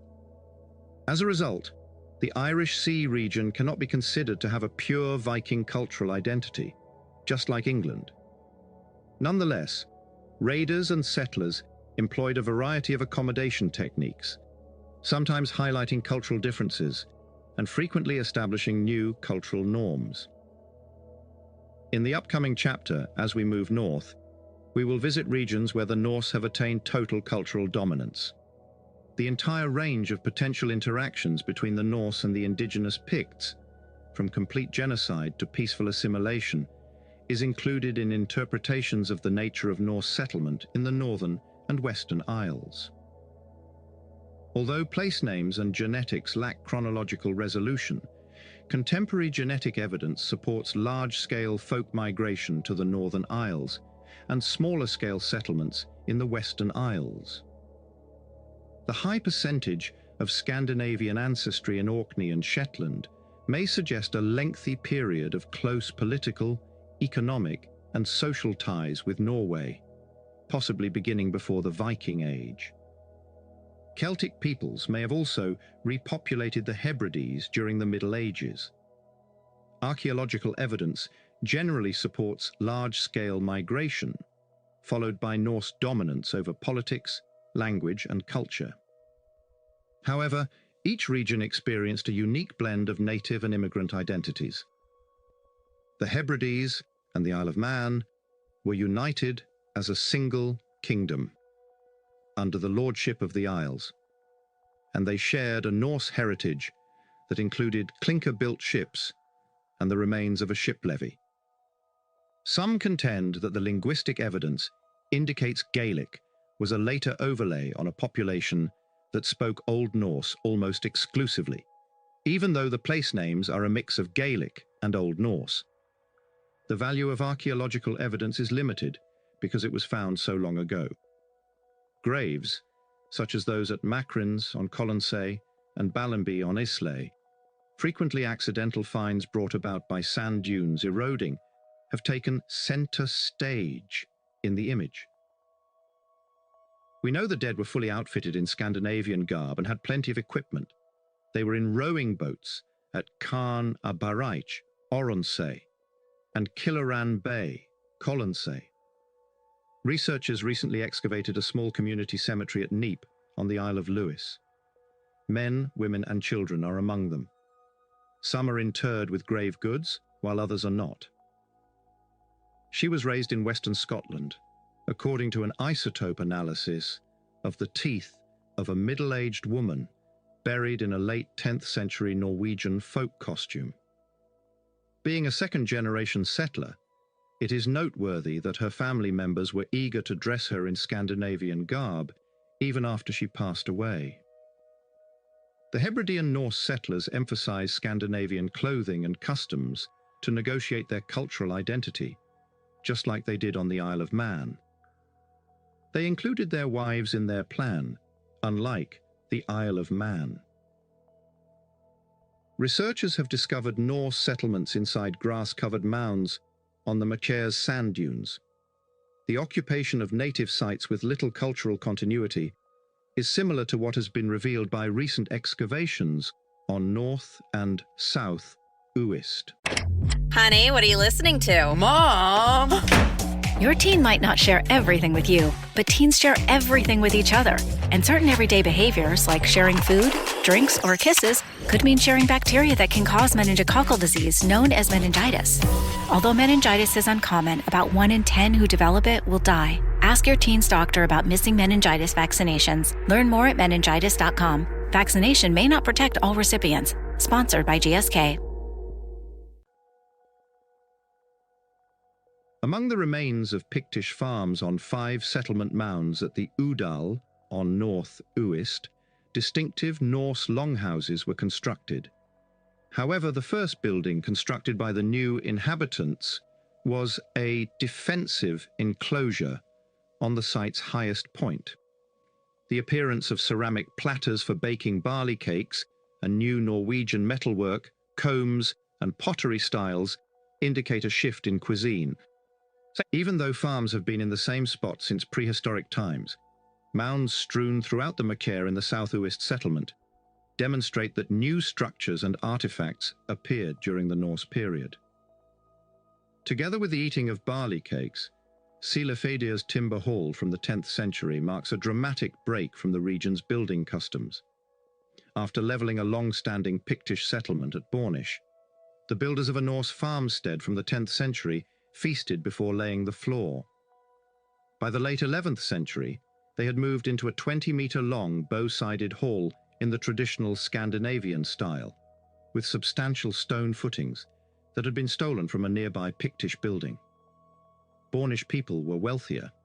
They made antler combs and imported pottery from Wessex. It's also possible that they were showcasing a variety of cultural messages. According to Niall Sharples, houses were rebuilt by overlapping older structures to show an ancestral connection to the past, while a Norwegian bone mount was purposefully buried because of its personal association with the owner. The most significant modern source on the settlement of Orkney is the Life of Findan, a continental source from the 9th century. It tells the story of an Irish aristocrat who escaped from Norse slave traders on Orkney and stayed with a bishop, thought to have been a Pict. The event is dated around 840. However, the Orkney Inga saga, written in C, contains the acknowledged origin myth, 1192-1206. According to the Orkney Inga saga, which describes life in Norse Orkney in great detail, Earl Rognvald settled in Orkney after arriving from Norway in the 9th century. Undoubtedly, Orkney served as the political centre of a Norse state that was partially independent and whose borders stretched into Caithness between the middle of the 9th and the 12th centuries. It didn't join Scotland until 1468, when it was given to James III as part of Margaret of Denmark's dowry. A few place names carved Pictish symbol stones, and settlements suggest the presence of an indigenous pre-Norse Pictish population. But all but a few of these native names have been supplanted by Scandinavian names. They imply minimal interaction and reach down to the smallest farmstead and every aspect of the landscape. The Norse occupied an early native power center on the tidal promontory, as evidenced by the excavation of multiple sites near the Bay of Birsay. In the second half of the 9th century, rectangular Norse buildings layered over Pictish ones, and Earl Thorfinn had his permanent residence at Birsay, where he built and dedicated to Christ a female minster, the seat of the first bishop of Orkney, according to the Orkneyinga saga. The Norse built several large halls with box beds and wall benches. On the island, people melted down silver and worked iron. The community brought joints of beef and mutton from bay farms like Buckquoy, but they were not self-sufficient. While Pictish artifacts continued to be used, indicating some population continuity, successive generations of cellular buildings in the characteristic Pictish figure of 8 form were replaced here by rectangular halls. There is a noticeable overlap between the two cultural groups on Saturday at Poole. People with access to Norse materials, especially soapstone, repurposed and adopted Pictish structures. We have identified about 130 Scandinavian-style burials in Orkney, consistent with substantial population migration and suggesting a more widely distributed settlement than in the Hebrides. All fall between 850 and 950, but records are scant, and the majority were only found in the 19th century. We recently excavated the cemetery at Westness on Rousay. The 32 inhumations were accompanied by only 4 female and 8 male graves. A 20-something mother and her infant were interred in one grave. She wore a remarkable penannular Celtic brooch in silver and gold, a string of beads, and a pair of oval Norse brooches. The head of the founding family might have been this affluent woman. The 2 male warriors were buried in small rowing boats. 4 arrows were lodged in the back of at least one warrior who had been killed in combat. The remainder were buried without grave goods in stone-lined graves, which probably represented the pre-Norse population. None of the boulders that marked their location on the surface had been moved by the Norse. A farmstead and a boathouse were located on the same promontory. The farmstead had 2 byres, one for sheep and the other for cattle, and a large hall with low wall benches on either side of the hearth. At Skar on Sanday, researchers found another boat burial eroding from a low cliff in 1991. Igneous rock fragments in the caulking suggest that a larger vessel probably brought the boat, a small rowing vessel, to Orkney from Norway. In her 70s, one woman was proud to be in the middle. Among her grave goods were a box made of maple wood. You can use a weaving batten or an iron cooking spit. A North Norwegian female whalebone is depicted on the plaque. She was accompanied by a child, perhaps 10 years old, and a man in his 30s, who might have been forced into the room after breaking his foot. He was not enslaved because he had a quiver of arrows, a sword, a comb, and 22 whalebone gaming pieces. Radiocarbon dating points to a date closer to the middle of the 10th century, even though the artifacts would place the burial in the late 9th century. This suggests that many items were heirlooms, and that this group preserved their ancient cultural and religious identity despite the Norse colonists' increasing Christianization. Private stone chapels date back to the 10th century at St. Magnus, on Birsay and Dearness, and by the 11th century, significant funds had been allocated to the construction of churches all over Orkney. The later church at Newark Bay is situated beneath a rectangular stone structure. The building was surrounded by about 250 burials, except 2 that were buried on the floor. 20 radiocarbon dates from the burials and 2 coins from the 10th century we discovered under the stone floor attest to the cemetery's use in the middle of the 10th century. According to academics, Papas placed names on Orkney, indicating the persistence of Pictish Christian communities, which were in charge of the Norse people's early conversion. Nonetheless, the Picts had undergone a social, cultural, linguistic, and political eclipse by the year 900. The aristocracy had been driven out by Norse war leaders, and the survival of a native element in the population was only apparent at the lower echelons of society. Because Shetland is mentioned in passing in the Orkneyinga saga, it is generally assumed that it colonized Orkney and had close ties to Norway. Little archaeological research has been done on Norse sites, so what we know is based on Jarlshof, where Alexander Kurl dug up the first Norse farmstead ever identified in the British Isles in 1934. Although Jarlshof was called a township, it was a farmstead that was rebuilt repeatedly, with a Pictish broch next to Norse longhouses. The Norse may have targeted Pictish estate centres at Jarlshof and other locations, according to Norse artifacts found inside an abandoned broch at Old Skatnes. Although barley and oats were still grown, the Norse discoveries brought about more intensive exploitation of marine resources and the introduction of flax cultivation, possibly for linen used in fishing nets. Stefan Stuman Hansen's field work on the tiny island of Unst aimed to map bits and pieces of a Norse landscape. There are currently about 600 people living on the island.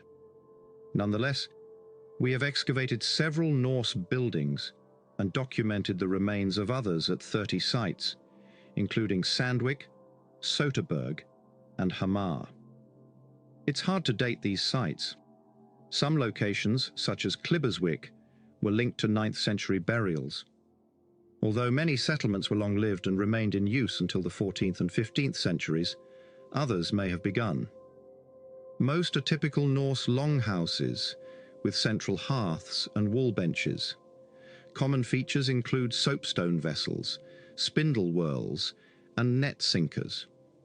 Because Shetland already lacked trees, timbers for the main structural beams had to be imported. Footings from an Iron Age broch and other Pictish buildings were recycled to build a bow-sided hall at Underhull. It had once been a cattle barn, as evidenced by the paved floor and drain at one end. Longhouses built in the Scandinavian style are hardly functional despite their lavish use of wood. Stone was frequently used in Pictish architecture instead of wood. In contrast to other native communities and identities, the settlers must have seen the longhouse as a statement of cultural identity of nearly symbolic significance that allowed them to feel at home and express a sense of community. The idea of a Norse takeover in Orkney and Shetland is supported by related economic changes.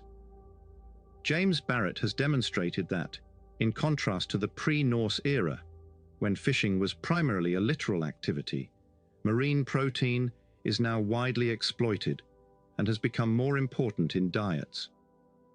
Large-scale colonization is more likely to cause such fundamental changes in subsistence activity than the influence of a small immigrant elite. This is especially likely for fish consumption, which was most likely relatively low status. In contrast to linguistic or cultural shifts, the local populace would not have been particularly motivated to embrace new economic practices unless they were required by a shift in the population. This escalation of violence must, therefore, have been facilitated by the unique cultural practices of a sizable immigrant population. And even in the absence of genocide, it must have implied substantial population replacement. However, viewing Norse cultural traditions as a pure Scandinavian import would be incorrect, even though they have maintained political significance in the Northern and Western Isles. The incoming populations have already shown signs of cultural mixing, retaining, and adapting aspects of indigenous culture, at least in the lower social strata. Examining the colonization of uninhabited virgin territories requires us to cross the North Atlantic further. Viking colonization had a crucial role in shaping national identities across the North Atlantic, and Scandinavia is seen as the ancestral homeland. This chapter will cover the Faroes to Iceland and the period 800 to 1400, examining how far Viking identity and culture survived from Scandinavia and how far they were reinvented in 13th and 14th century sagas. The Faroes, literally sheep islands, is a group of 18 islands, 290 kilometers northwest of Shetland and 675 kilometers from the west coast of Norway. Today, they have a population of $45,000, which proudly preserves its Norse heritage, including the infamous whale drives. The Faroes have their own Scandinavian language, halfway between Norwegian and Icelandic. During the 19th century, they began to explore their roots, looking at Irish hermits, Norse exiles, and Basque whalers. The leading Faroes Home Rule politician, Johannes Petersen, 1866-1946, promoted the development of Faroes archaeology, but it was Sverri Dahl, 1910-87, curator of the National Museum, founded 1952, who excavated the first artifact that could be attributed to the Vikings, a ringed pin from a beachside grave at Tjørnuvik. In 825, an Irish source, Dickwil, writing in Charlemagne's court in Aachen, finished his compilation of the most advanced geography of the time, De Mensura Orbis Terrae. Dickwil referred to small islands reached by 2 days of sailing north of Britain. Some islands had been uninhabited until they were settled by Irish hermits. After 100 years of occupation, pirates drove the hermits away, although the islands were still filled with countless sheep and diverse sea birds. Although Dickwil fails to name the islands, it is generally accepted that he refers to the Faroes. The accepted wisdom, therefore, was that the Norse settlement, or landnam, literally land-taking, took place in the 9th century, with the small Gaelic strain in Faroes language and place names surviving from the Irish hermits. According to the Fereyinga saga, c. 1200, the main colonization occurred in the 870s, when Grimur Kamban sought refuge from Haraldr Finehair of Norway. However, there is no archaeological evidence for Irish anchorites, and it had also been observed that the Gaelic element in Faroes culture cannot result from 8th century hermits who should not have been in a position to have children.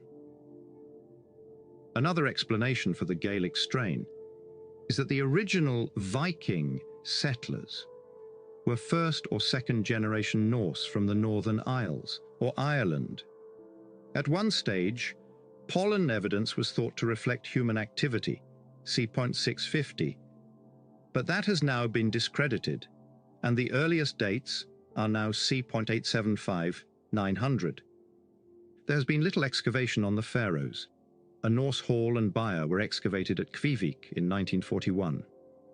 There was evidence for cereal cultivation and room for up to 12 cattle in the byre, but seabirds and whales were also exploited. In the 1980s, a small 10th century settlement was excavated at Toftenes.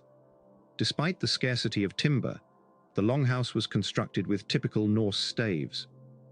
Most of the finds were imported, including over 700 soapstone objects, honers, quern stones, a wooden gaming board, 2 ringed pins, and a jet bracelet, possibly from Dublin. Most Icelanders will tell you that their country was colonized by Norway starting in 874, and that Ingolfur Arnason was the first settler.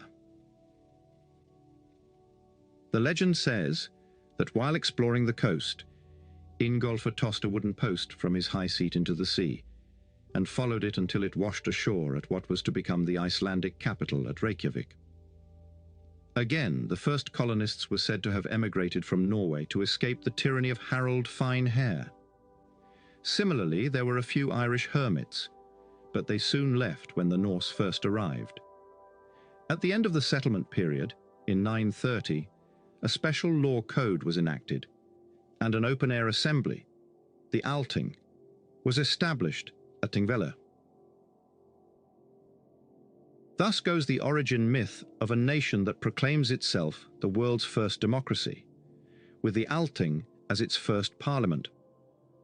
In fact, this traditional account of the Icelandic landnam is provided by two written sources, set down at least 300 years later, which were the basis of the medieval sagas upon which 19th century Icelandic nationalism was founded.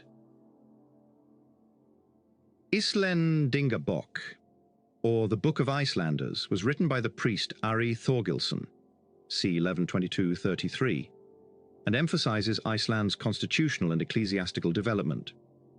Landnámabók, or the Book of Settlements, is an even later 13th century source that gives the names and histories of c. 400 settlers. It is now seen as an attempt to give the Icelandic landscape a history, combined with a post hoc justification for medieval land ownership patterns. It can no longer be used to accurately describe persons and events in the 9th–11th centuries, although the Icelandic sagas based their account on it. In reality, Iceland is closer to Scotland, 795 kilometers, than Norway, 950 kilometers, and it is more likely that at least some of the first settlers came from the British Isles. No archaeological trace has been found of the Irish priests, or papar, whom Íslendingabók claimed inhabited Iceland when the Norse arrived. However, modern DNA studies have revealed that approximately 20% of the Icelandic gene pool probably originated in the Irish Sea region. This research has also demonstrated that while 75% of male ancestors were from Scandinavia, only 37.5% of females were, supporting the idea that the first colonists may have comprised a Hiberno-Norse element with Irish wives and enslaved people. Some place names may also relate to Norse contact with Ireland and Scotland before Iceland's settlement, and there are Gaelic loanwords, including the word for bull. It has even been proposed that the sagas, the heart of Icelandic identity and nationalistic feelings, actually owe their cultural roots to Irish oral poetry. The early burials also reflect Irish influence on the costume of the early inhabitants of Iceland. Although there are 316 known pre-Christian burials, most were excavated in the 19th and early 20th centuries and recorded in varying detail. Of those skeletons that can be sexed, males outnumber females by about 2 to 1. Icelandic burials follow the general Norwegian tradition, but the graves are poorer and not monumental. 5 boat burials are known, but all are small rowing boats used as coffins. The graves are generally found under low mounds near farms, and most are in small cemeteries, which probably relate to family groups. As in Scotland, there is little evidence for cremation, apart from one possible burial recently excavated at Huldahol, near Mossfell. Ornaments and weapons are found, but many graves contain only a few items, and none are rich. Unlike in Scandinavia, tools are rare, suggesting a shortage of raw materials and a low-caliber tool-making industry. Iron was in short supply and heavily reused. On the other hand, many men were accompanied by their ponies, and some by dogs. Several female burials reflect the mixed cultural origin of settlers, including a woman buried with a pair of tongue-shaped brooches and a small bell at Cornsar, a second whose grave goods included a whalebone plaque, a trefoil brooch, and a ringed pin at Hafurbiana Stadia, and a third at Cropper with a ringed pin and a strap end, probably made in the British Isles. The traditional date for the founding of Iceland in 874 has also become discredited. Several well-preserved farmsteads have been engulfed by volcanic eruptions, and using the ash layers as dating horizons, tephrochronology can provide precise chronologies. In the 1990s, radiocarbon dating gave some very early dates in the 7th and 8th centuries, But there were problems with the dates, including the likelihood that they were based on charcoal from ancient timber, and they have subsequently been discounted. On the other hand, most archaeologists now accept that settlement probably began a little before 870, with rapid and aggressive colonization leading to a drastic reduction in birch and an increase in grass by 890-900, as the settlers chopped down trees and created pasture. Research has also begun to focus on the creation process of a new society, rather than on the date of the landnam per se. Landnámabók probably does give a reasonable idea of the early settlement pattern. Although Iceland has a surface area of over 103,000 square kilometers, the center is a volcanic desert, and only 1/6 is habitable. Landnámabók mentions 598 farmsteads, all but 11 of which have been identified, scattered all around the coastline. It appears that the first settlers claimed large amounts of good farming land, and subsequently gave some to friends and relatives, who became their economic dependents and political followers. By the 11th century, there were 4,000 farmsteads, a figure that remained stable during the medieval and post-medieval periods. By the late 11th century, the population had probably reached 40,000 and 100,000, compared to the present-day population of 250,000. Latecomers had to make do with slices of land in between the large estates. Instead of being a land of isolated and independent farmers of equal status, medieval Icelandic society comprised several hundred powerful farmers, each in control of a considerable number of people on his own estate, and having political authority over up to 3,000 lesser farmers and cottagers bound to the estates by ties of ownership. By the 12th century, church attendance and the payment of tithes confirmed this situation. The first farmsteads consisted of traditional long houses built in sod and stone, but also required considerable investment in timber. They had bow-sided walls with a doorway at one end and a hearth in the middle.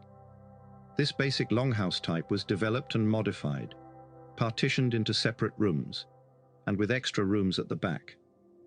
At Stong, engulfed by volcanic ash in an eruption of Emta Hekla, the two additional rooms functioned as a dairy and possibly a latrine or cold store. Such changes appear to be an adaptation to local conditions, both to the weather, so that shorter lengths of the external wall were exposed, and to the growing shortage of suitable building timber. Land ownership was the basis of economic and political power.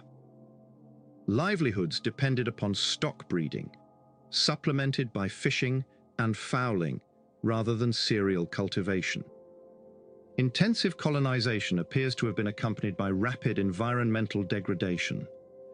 As the trees disappeared, foraging animals had to be replaced by cows, and at Hofstadr, pigs and goats. Snorri Sturluson was an Icelandic poet, scholar and statesman. From age 3, he studied at Oddi, the cultural center of Iceland. He played a leading political role and was twice a law speaker at the Althing. Snorri's farm was at Reykholt in western Iceland. The site lies in the middle of a wide and prosperous valley, containing some of Iceland's best farmland. The Passageway farm has been excavated, revealing evidence for at least 2 important activity areas: wool processing and delousing. Some cereal grain was also found, but must have been imported from Europe. Snorri's career brought him many enemies, including King Hakon of Norway, who had him killed in the cellar at Reykholt in 1241. Snorri's importance today rests upon his literary works. He compiled Heimskringla, a history of the Norse kings, which, despite including a mythological section based on sagas, is also a key source for the early history of Iceland and Norway. Snorri was the author of the prose Edda, which preserves fragments of 10th century skaldic poetry, and may also have written Egil's saga. Decline in proportion to cattle during the 10th century. However, cattle had to be kept indoors for much of the year, their survival dependent upon fodder availability.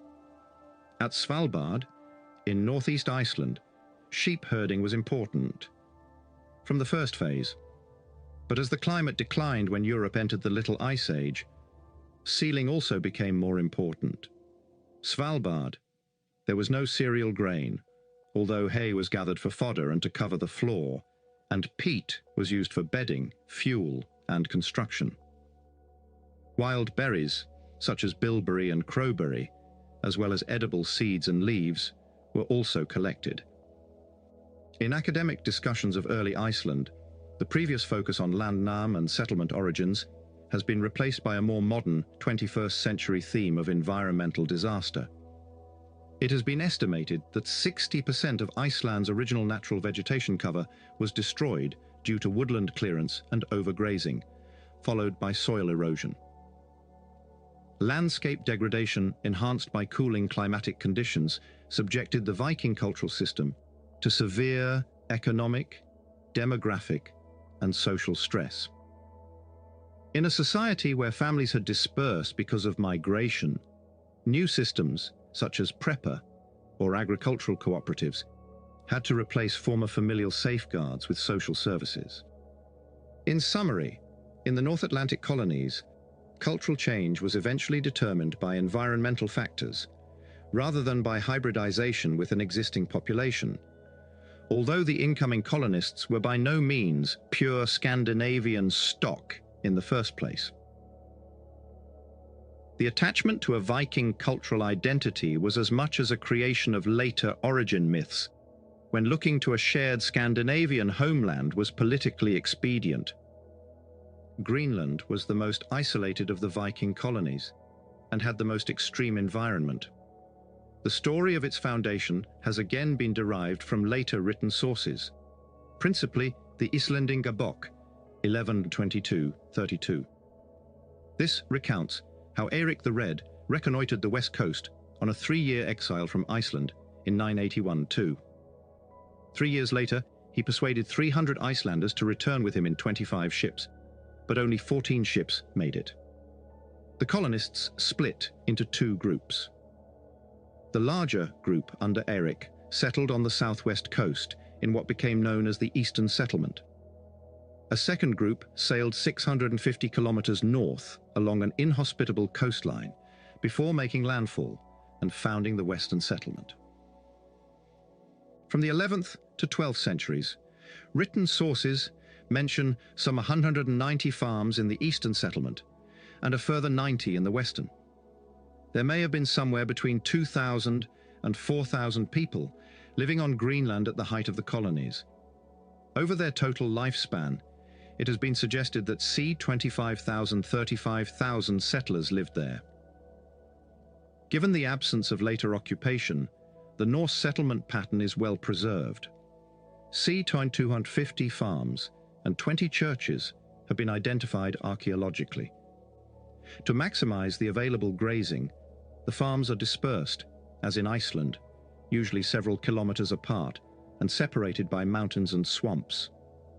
Cereal cultivation was impossible. Domestic animals were kept, but much energy was expended on gathering winter fodder as the cattle had to be kept indoors all winter. By the end of winter in April, the farms would have been under severe stress. To supplement their diet, the Greenlanders grew to depend on seals, which make up 35 to 70% of bones found. Each farm invested some of its seal meat to keep great dogs alive. These may have been used for herding sheep and as guard dogs. But they may represent the Lord's hunting pack, split up amongst the farms to keep them fed over winter, but brought together to hunt caribou in the summer. The Greenlanders also traded skins and ivory with Iceland and Europe to obtain grain, salt, and iron. Excavations in the 1990s at a well-preserved Western settlement farm complex at Gård under Sandet, or GUS, have revealed what a typical Greenlandic farm might have been like. The farm had been established c. 1000 and was occupied through a series of rebuildings until c. 1350. It comprised some 38 rooms, of which 12 were still in use in the final phase of occupation. They were built of timber, including driftwood and fresh timber, much of which must have been imported from Vinland, Siberia, or Norway. The buildings had pitched timber roofs, their underside lined with branches for insulation and covered with turf on the exterior. Despite the survival of wood in the permafrost, no furniture was found, suggesting that the last occupants took their most useful belongings with them. Sheep were kept for wool. Goats and cows supplied milk, which was kept in barrels. Hare, seal, and caribou were hunted, and fibers from bison and brown bear fur, recovered in a 14th century weaving room, suggest that these Greenlanders traveled to North America.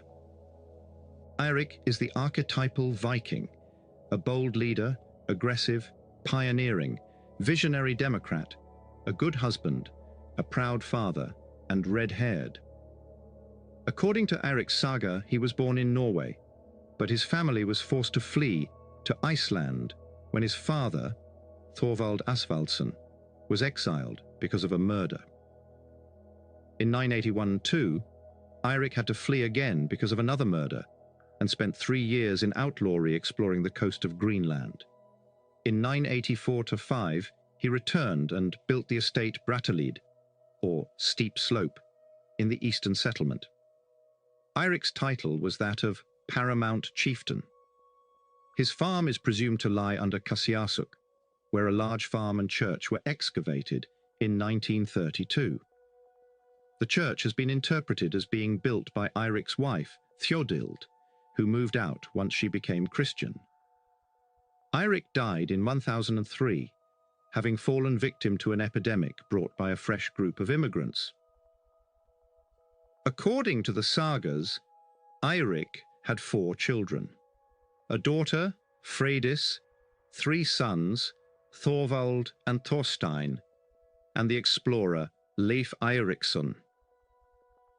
The idea that Vikings discovered America some 500 years before Columbus and encountered strange savages appeals to the modern quest for adventure and has been given a contemporary resonance in exploring space and its fictional counterpart in the TV series Star Trek.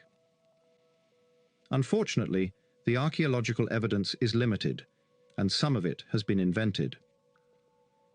The narrative of the discovery of America is based upon stories first recorded in the sagas, some 200 years after the event.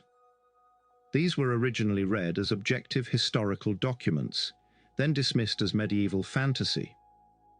The current view lies somewhere in between.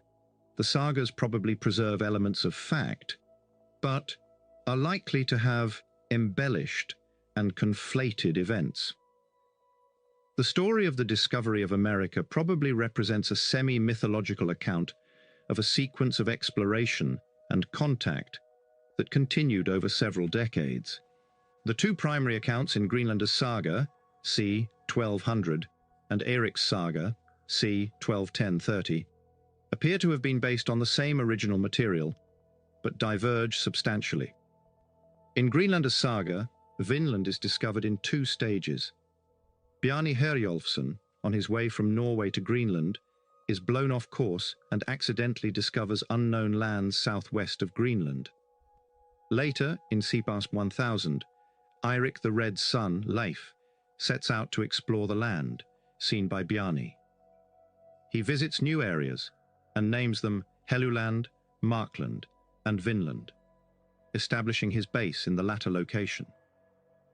Leif Eiriksson then overwinters with his crew before returning to Greenland the following spring. His brother Thorvald returns and explores the coast, but encounters hostile natives and, in a bloody skirmish, is killed by an arrow. In Eirik's saga, on the other hand, no mention is made of Bjarni, and Leif is blown off course and first sets foot ashore. Exploration of the new lands is credited to Thorfinn Karlsefni, an Icelandic trader, but after 3 winters, harassed by native Indians, his party returned home. The location of Vinland has been much debated. Interpretations range from Labrador to Florida, but the consensus is Newfoundland. Vinland is named the most southerly of the lands encountered, and Helluland may be Baffin Island, making Markland Central Labrador. The name Vinland is problematic. It is mentioned in 1075 by Adam of Bremen, specifically derived from wild grapes that do not grow in Newfoundland. However, it is possible that Adam made a mistake. It was the Norse word Vinland, with a short, not long, I, meaning natural meadow or pasture. Alternatively, it has been argued that, as there are wild grapes in the New Brunswick or St. Lawrence River area, these resources were certainly available. Newfoundland's claim to be Vinland became stronger in the 1960s, with the discovery of Lanceau Meadows on its northernmost tip. The site provided the first clear archaeological proof that the Vikings reached North America. A small Norse settlement was on a narrow terrace cut by a small brook. 3 types of buildings have been identified. 3 large multi-roomed halls are distinctively Icelandic in shape and layout. They have traits common at the end of the 10th century, but lack details developed after the 11th century. The halls each contained 1 or more rooms where people ate, slept, and socialized. Each room had a hearth in the center with wall benches along the sides. Each contained a workshop and a large storage room. It has been suggested that nuts, grapes, and fine hardwood were collected here for transshipment. Butternuts in the floor layers are not local and must have come from Quebec or New Brunswick. 3 smaller pit buildings appear to be paired with the halls. As they contained fireplaces, they may have been used as accommodation, possibly for enslaved people, but 19 net sinkers in one of the huts suggest this was used as a fishing gear store. One of the larger halls also had a smaller rectangular house of a type used on elite farms for subordinate labor built next to it. On the far side of the brook, away from the buildings, was a bloomery comprising a simple iron smelting furnace with a charcoal kiln nearby. Iron smelting was unknown to the native peoples who inhabited this area, and radiocarbon dates from Norse rubbish layers give a 95% probability that the site was occupied between 990 to 1030. There is evidence for earlier and later Indian occupation at Lens, but no evidence for contemporaneity or overlap. From the size of the bench sleeping space in the living quarters, it has been estimated that the halls could accommodate 77 to 92 people. The 2 largest halls each also had a private chamber at one end, of a type used by manor owners in Iceland. The grouping of the buildings into 3 complexes may suggest 3 ships' crews, each of around 30 individuals. However, the small size of the rubbish middens and the lack of evidence for building repair suggests occupation was short-lived, although the site must have been intended for year-round occupation, as the buildings were solid structures rather than booths. There are no byres, stables, animal pens, or cemeteries. There were no domestic food bones. The meat consumed was primarily seal and whale. Abandonment was deliberate and orderly, with very little material left behind. Only a small number of personal items were recovered, and the finds mainly comprised waste, associated with either building construction or boat repair, including some 3 kg of iron waste, smithing slag, discarded rivets, and carpentry debris, including a patch, possibly for a small boat. It seems reasonable to conclude that Lens au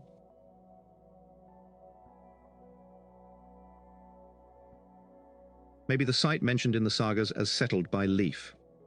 Only a chieftain such as Leif could establish a site like this, and the scale of operations makes it unlikely that it is an unnamed settlement, especially given the effort that must have gone into its construction. At the time it was built, the total population of Greenland was only c.2500. If the estimates are correct, then Lanceau Meadows was occupied by 10 to 20% of the population of the entire Greenland colony, presumably mostly by men of prime working age. It seems highly unlikely that the Norse had sufficient resources to construct a string of such settlements. Lanceau Meadows could certainly have functioned as a gateway site. The long distance from Greenland to southern resources in America means this is a good spot for overwintering, allowing the collection of resources before return. The journey from Brattahlid to Lens is over 3,000 kilometers. Such a voyage would take a month, leaving only 1 or 2 months for exploration, as travel would only have been possible from June to September. The site thus probably belongs to the period when the Greenland colony was exploring and assessing what resources were available. However, it had no long-term viability because of several factors, including the great distances and treacherous seas, the threat of hostile natives, the lack of resources at Lens, and the fact that desirable resources were so far away that they were not worth the labor and time required. Lumber and wine could be had from Europe, with more to offer through luxuries, food, family ties, and the church. In comparison with Europe, the New World had little to recommend it. The Greenland settlement was too small to afford a splinter colony.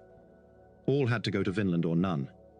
The North American adventure was abandoned when the decision was taken to abandon Lens or Mer d'Oise.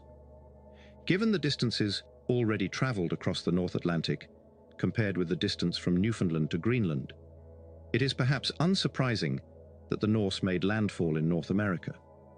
But apart from the effect on the modern American psyche, did their visits have any lasting effects on the native peoples? Both Eric's saga and the Greenlanders' saga describe episodes of peaceful trading between the Norse and natives. And in Eric's saga, Karlsefni and his men trade red cloth for pelts. While there is no North American site where direct contact can be demonstrated, the quantity and distribution of Norse finds on native sites indicate more contact than recorded in the sagas, and overall, the material is consistent with wide-ranging but sporadic contact, rather than long-distance trading of Norse goods obtained by raiding in Greenland. Despite this, there was very little cultural borrowing. The cultures were completely alien. Evidently, neither felt it had anything to gain by copying the other's technology or behavior. Decline and abandonment. The timing and reasons for abandoning the Greenland colonies have been much debated. These questions have taken on an important role, partly because the colonies represent an unusual Viking failure. With it, the end of Scandinavian expansion westwards. In 1497, John Cabot rediscovered Newfoundland. Was there a real gap in European knowledge of the North Atlantic? Ivar Bardason, a cleric from Trondheim, came to Greenland in the 1340s to administer the church from Gardar. When he returned to Norway, he reported that by the mid-1350s, nothing had been heard from the Western settlement for several years. Bardason mounted an expedition to investigate, but his ship found abandoned farms, the animals half wild, with no trace of any inhabitants. The Western settlement is therefore believed to have ended in the mid-14th century. The last documentary reference to the Eastern settlement comes from accounts of an Icelandic ship beset by storms and fog during a 1406 voyage from Norway, driven to Greenland. The crew lived among the farmers of the Eastern settlement for 4 years, and one of them was married in the stone church in Valsey.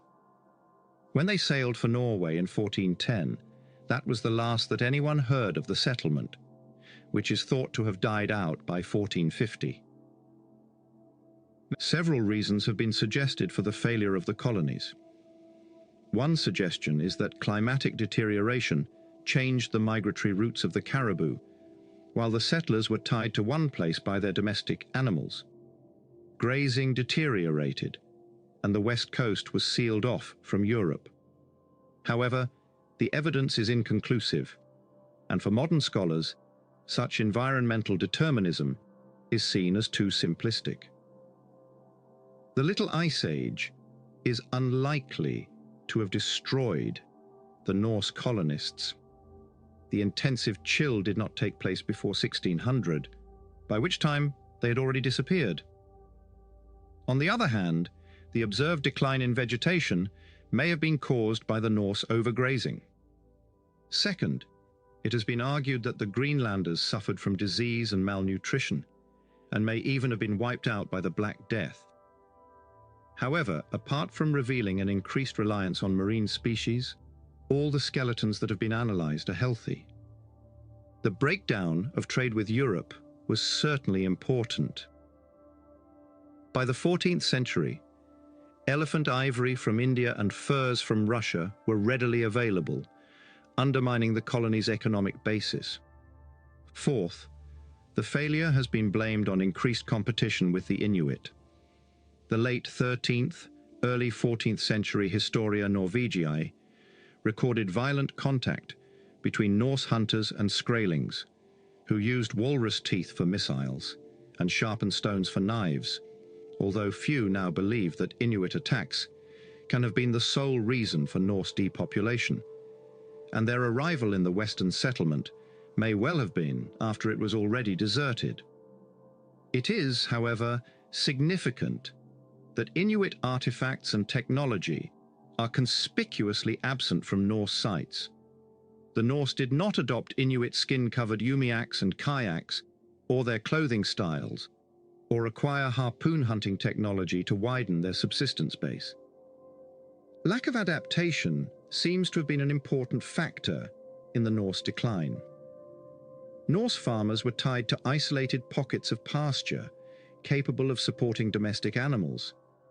They took little advantage of the sea. Even seals were only clubbed when they came on land, whereas the Inuit hunted them by boat. Farmers lived in a stratified society controlled by powerful chieftains and church officials. The social and economic structure rested upon paying tithes to landowners, the church, and the Norwegian crown. The church was an important influence. Over 20 local churches were constructed, replete with stained glass, bells, and vestments. Its main power center was at Gardar, where a bishopric was established on the rim of the known world, and a small stone cathedral was dedicated to St. Nicholas.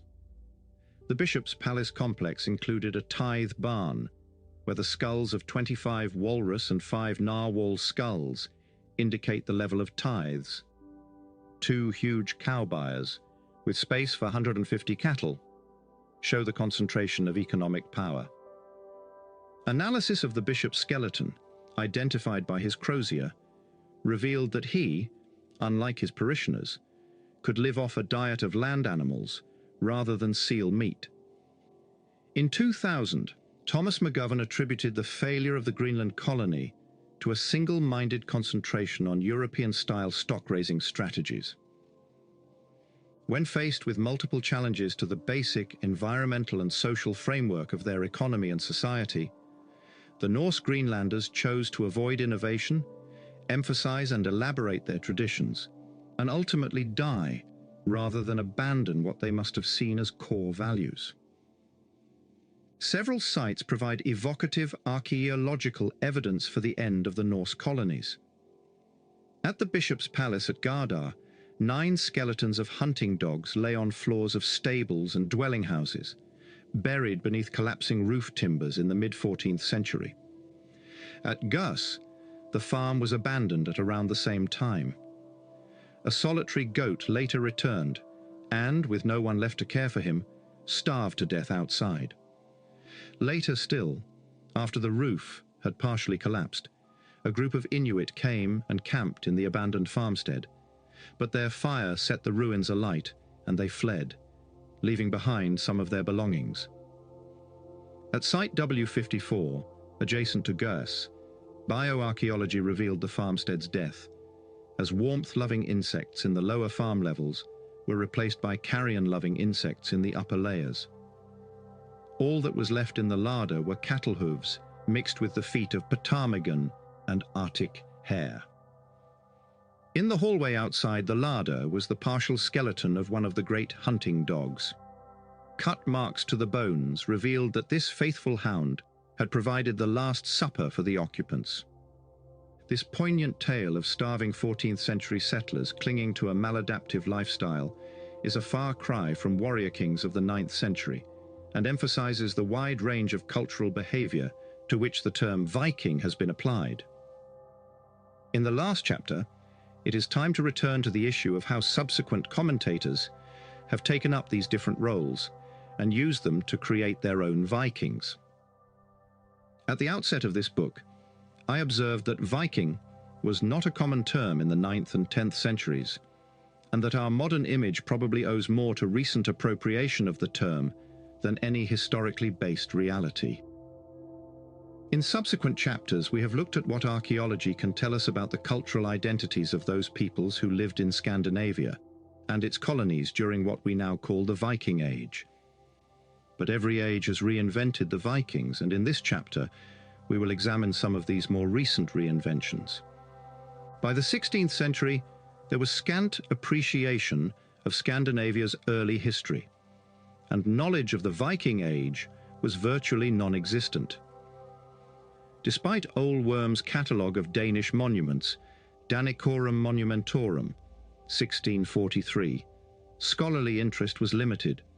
Europeans were more concerned with their classical past and the great civilizations of Greece and Rome.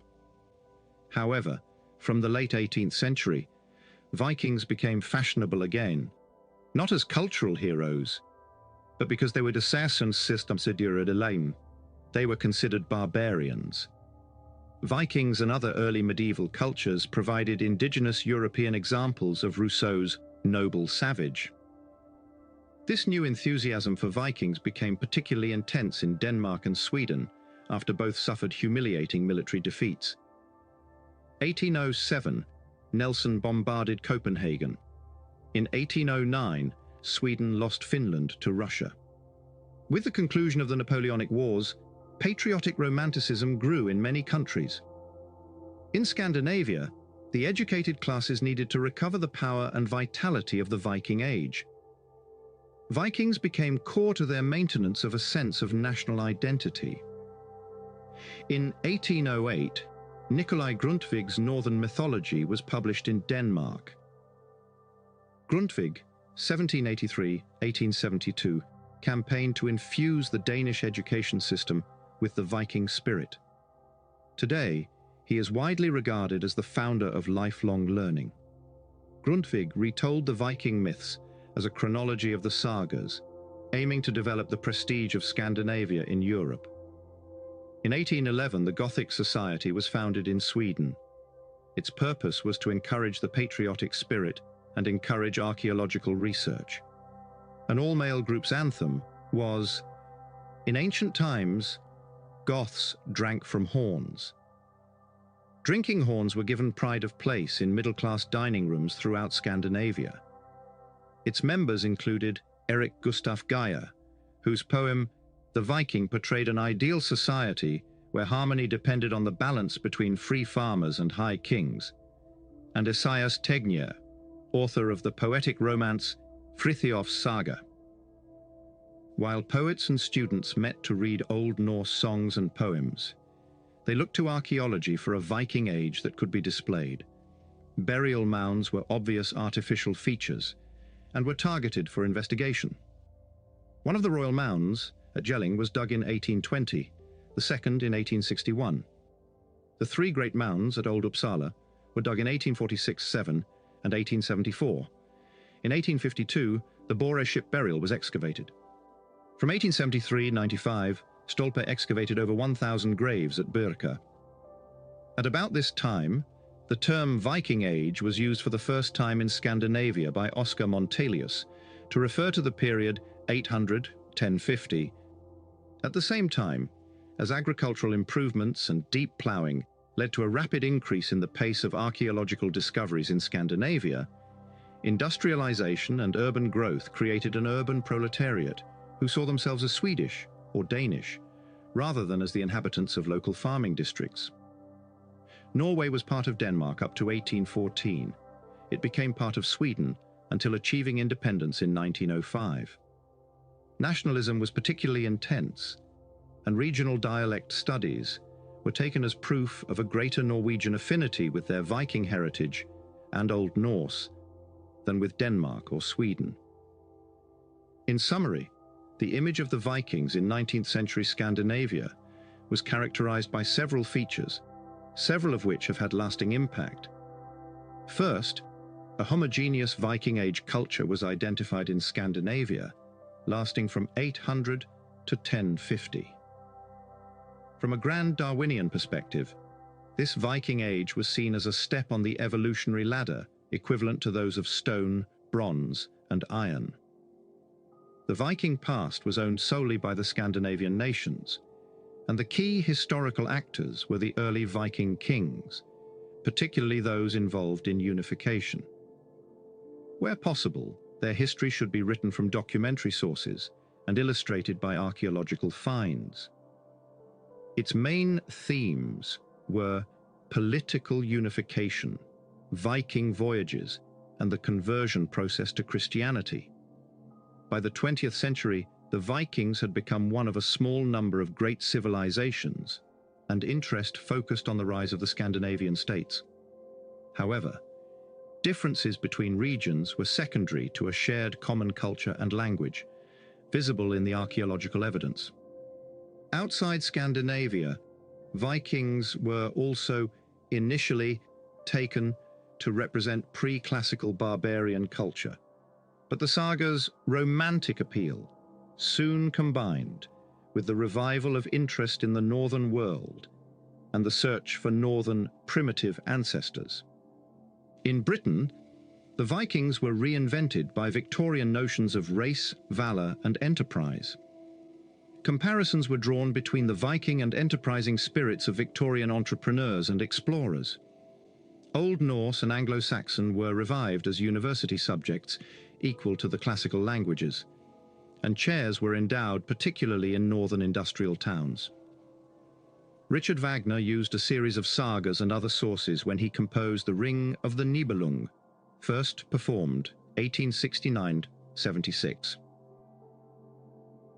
Reworking his Norse sources, Wagner combined two stories, the tale of Sigurd and the account of Ragnarök, the downfall of the Norse gods, to create a pastiche of German and Scandinavian mythology.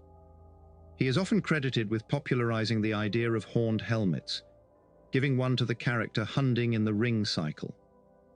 In later productions, horned helmets were most closely associated with the Valkyries, but as originally staged, the Valkyries wore helmets with wings. Wagner and his costume and set designer Carl Emil Doepler probably borrowed the idea from the costumes in stage plays about ancient pre-Viking Germans and used it in the original production of Tristan und Isolde in 1865. In fact, Vikings first acquired horned and winged helmets during the 19th century. Romantic artists began to explore mythology, depicting a hodgepodge of Germanic, Celtic, and classical motifs. The Swede Gustav Malmström gave horns to Vikings in illustrations for an edition of Frithiof's Saga, 1825, but may have borrowed the idea from prehistoric Scandinavian rock art. There are depictions of horned figures in the Viking Age on a tapestry from the Oseberg ship burial, but they are shamanistic figures in a ceremonial profession.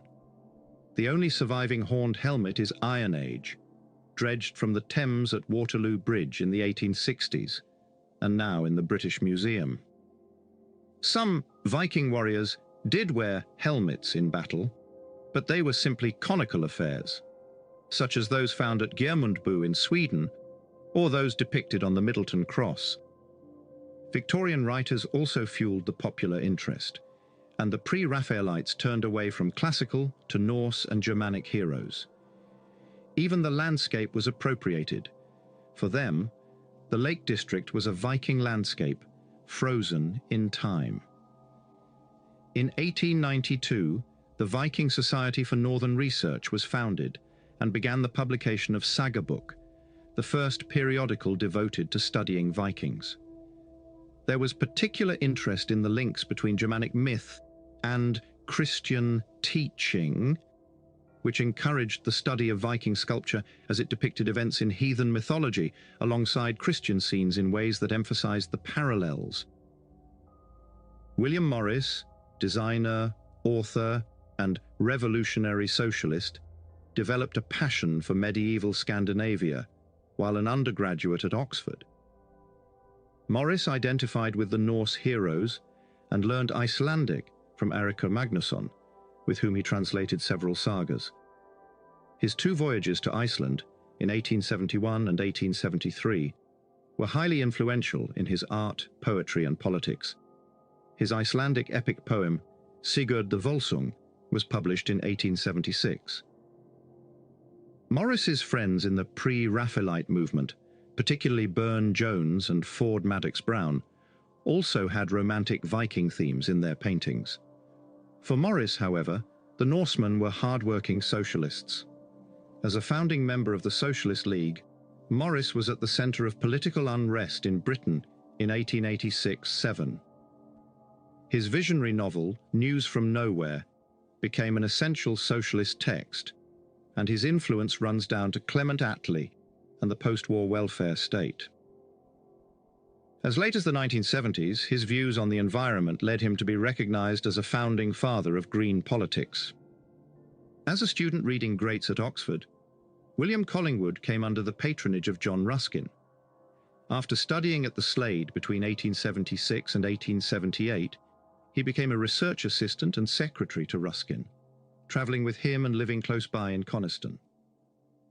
During the 1890s, Collingwood developed his painting skills and published regularly in the Transactions of the Cumberland and Westmoreland Antiquarian and Archaeological Society, which he was to become editor and then president. Collingwood was drawn to Norse legend and felt the Lake District represented a Norse landscape. He wrote a series of novels, including Thorstein of the Mere, 1895, and The Bondwoman, 1896, set against that background. In 1897, he visited Iceland and later published, with John Stephenson, his pilgrimage to the Sagasteds of Iceland. He was a member of the Viking Club and was its president. He became particularly interested in the artistic aspects of Norse culture in England and devoted himself to drawing and cataloguing the stone sculpture. This was published shortly before he died. Northumbrian Crosses of the Pre-Norman Age, 1927, perhaps his most important work. Sir Walter Scott was fascinated by the Norse history of Scotland and set the opening scene of his novel The Pirate, 1828, at the Shetland site, where he christened Jarlshof. Many children's books were published, notably Ballantyne's Erling the Bold, 1869, and Sabine Baring-Gould's Grettir the Outlaw, 1890. Meanwhile, historians were also writing academic books on Vikings. In 1841, Thomas Carlyle published On Heroes, Hero Worship, and the Heroic in History, in which he saw Odin as the emblem of the strong, inspired leader. And in 1875, he produced The Early Kings of Norway. In general, however, when Vikings were described by English historians, they often appeared as treacherous barbarians and as foils for the great hero King Elfred. Unsurprisingly, the German-speaking rulers of Great Britain and their supporters should look to the Anglo-Saxons as their forebears. For the English then as now, the Anglo-Saxons were the ancestral US, while the Vikings were them. The Scandinavians only settled in part of England, and the subsequent reconquest made the whole episode seem like a temporary blip in the development of a unified English kingdom.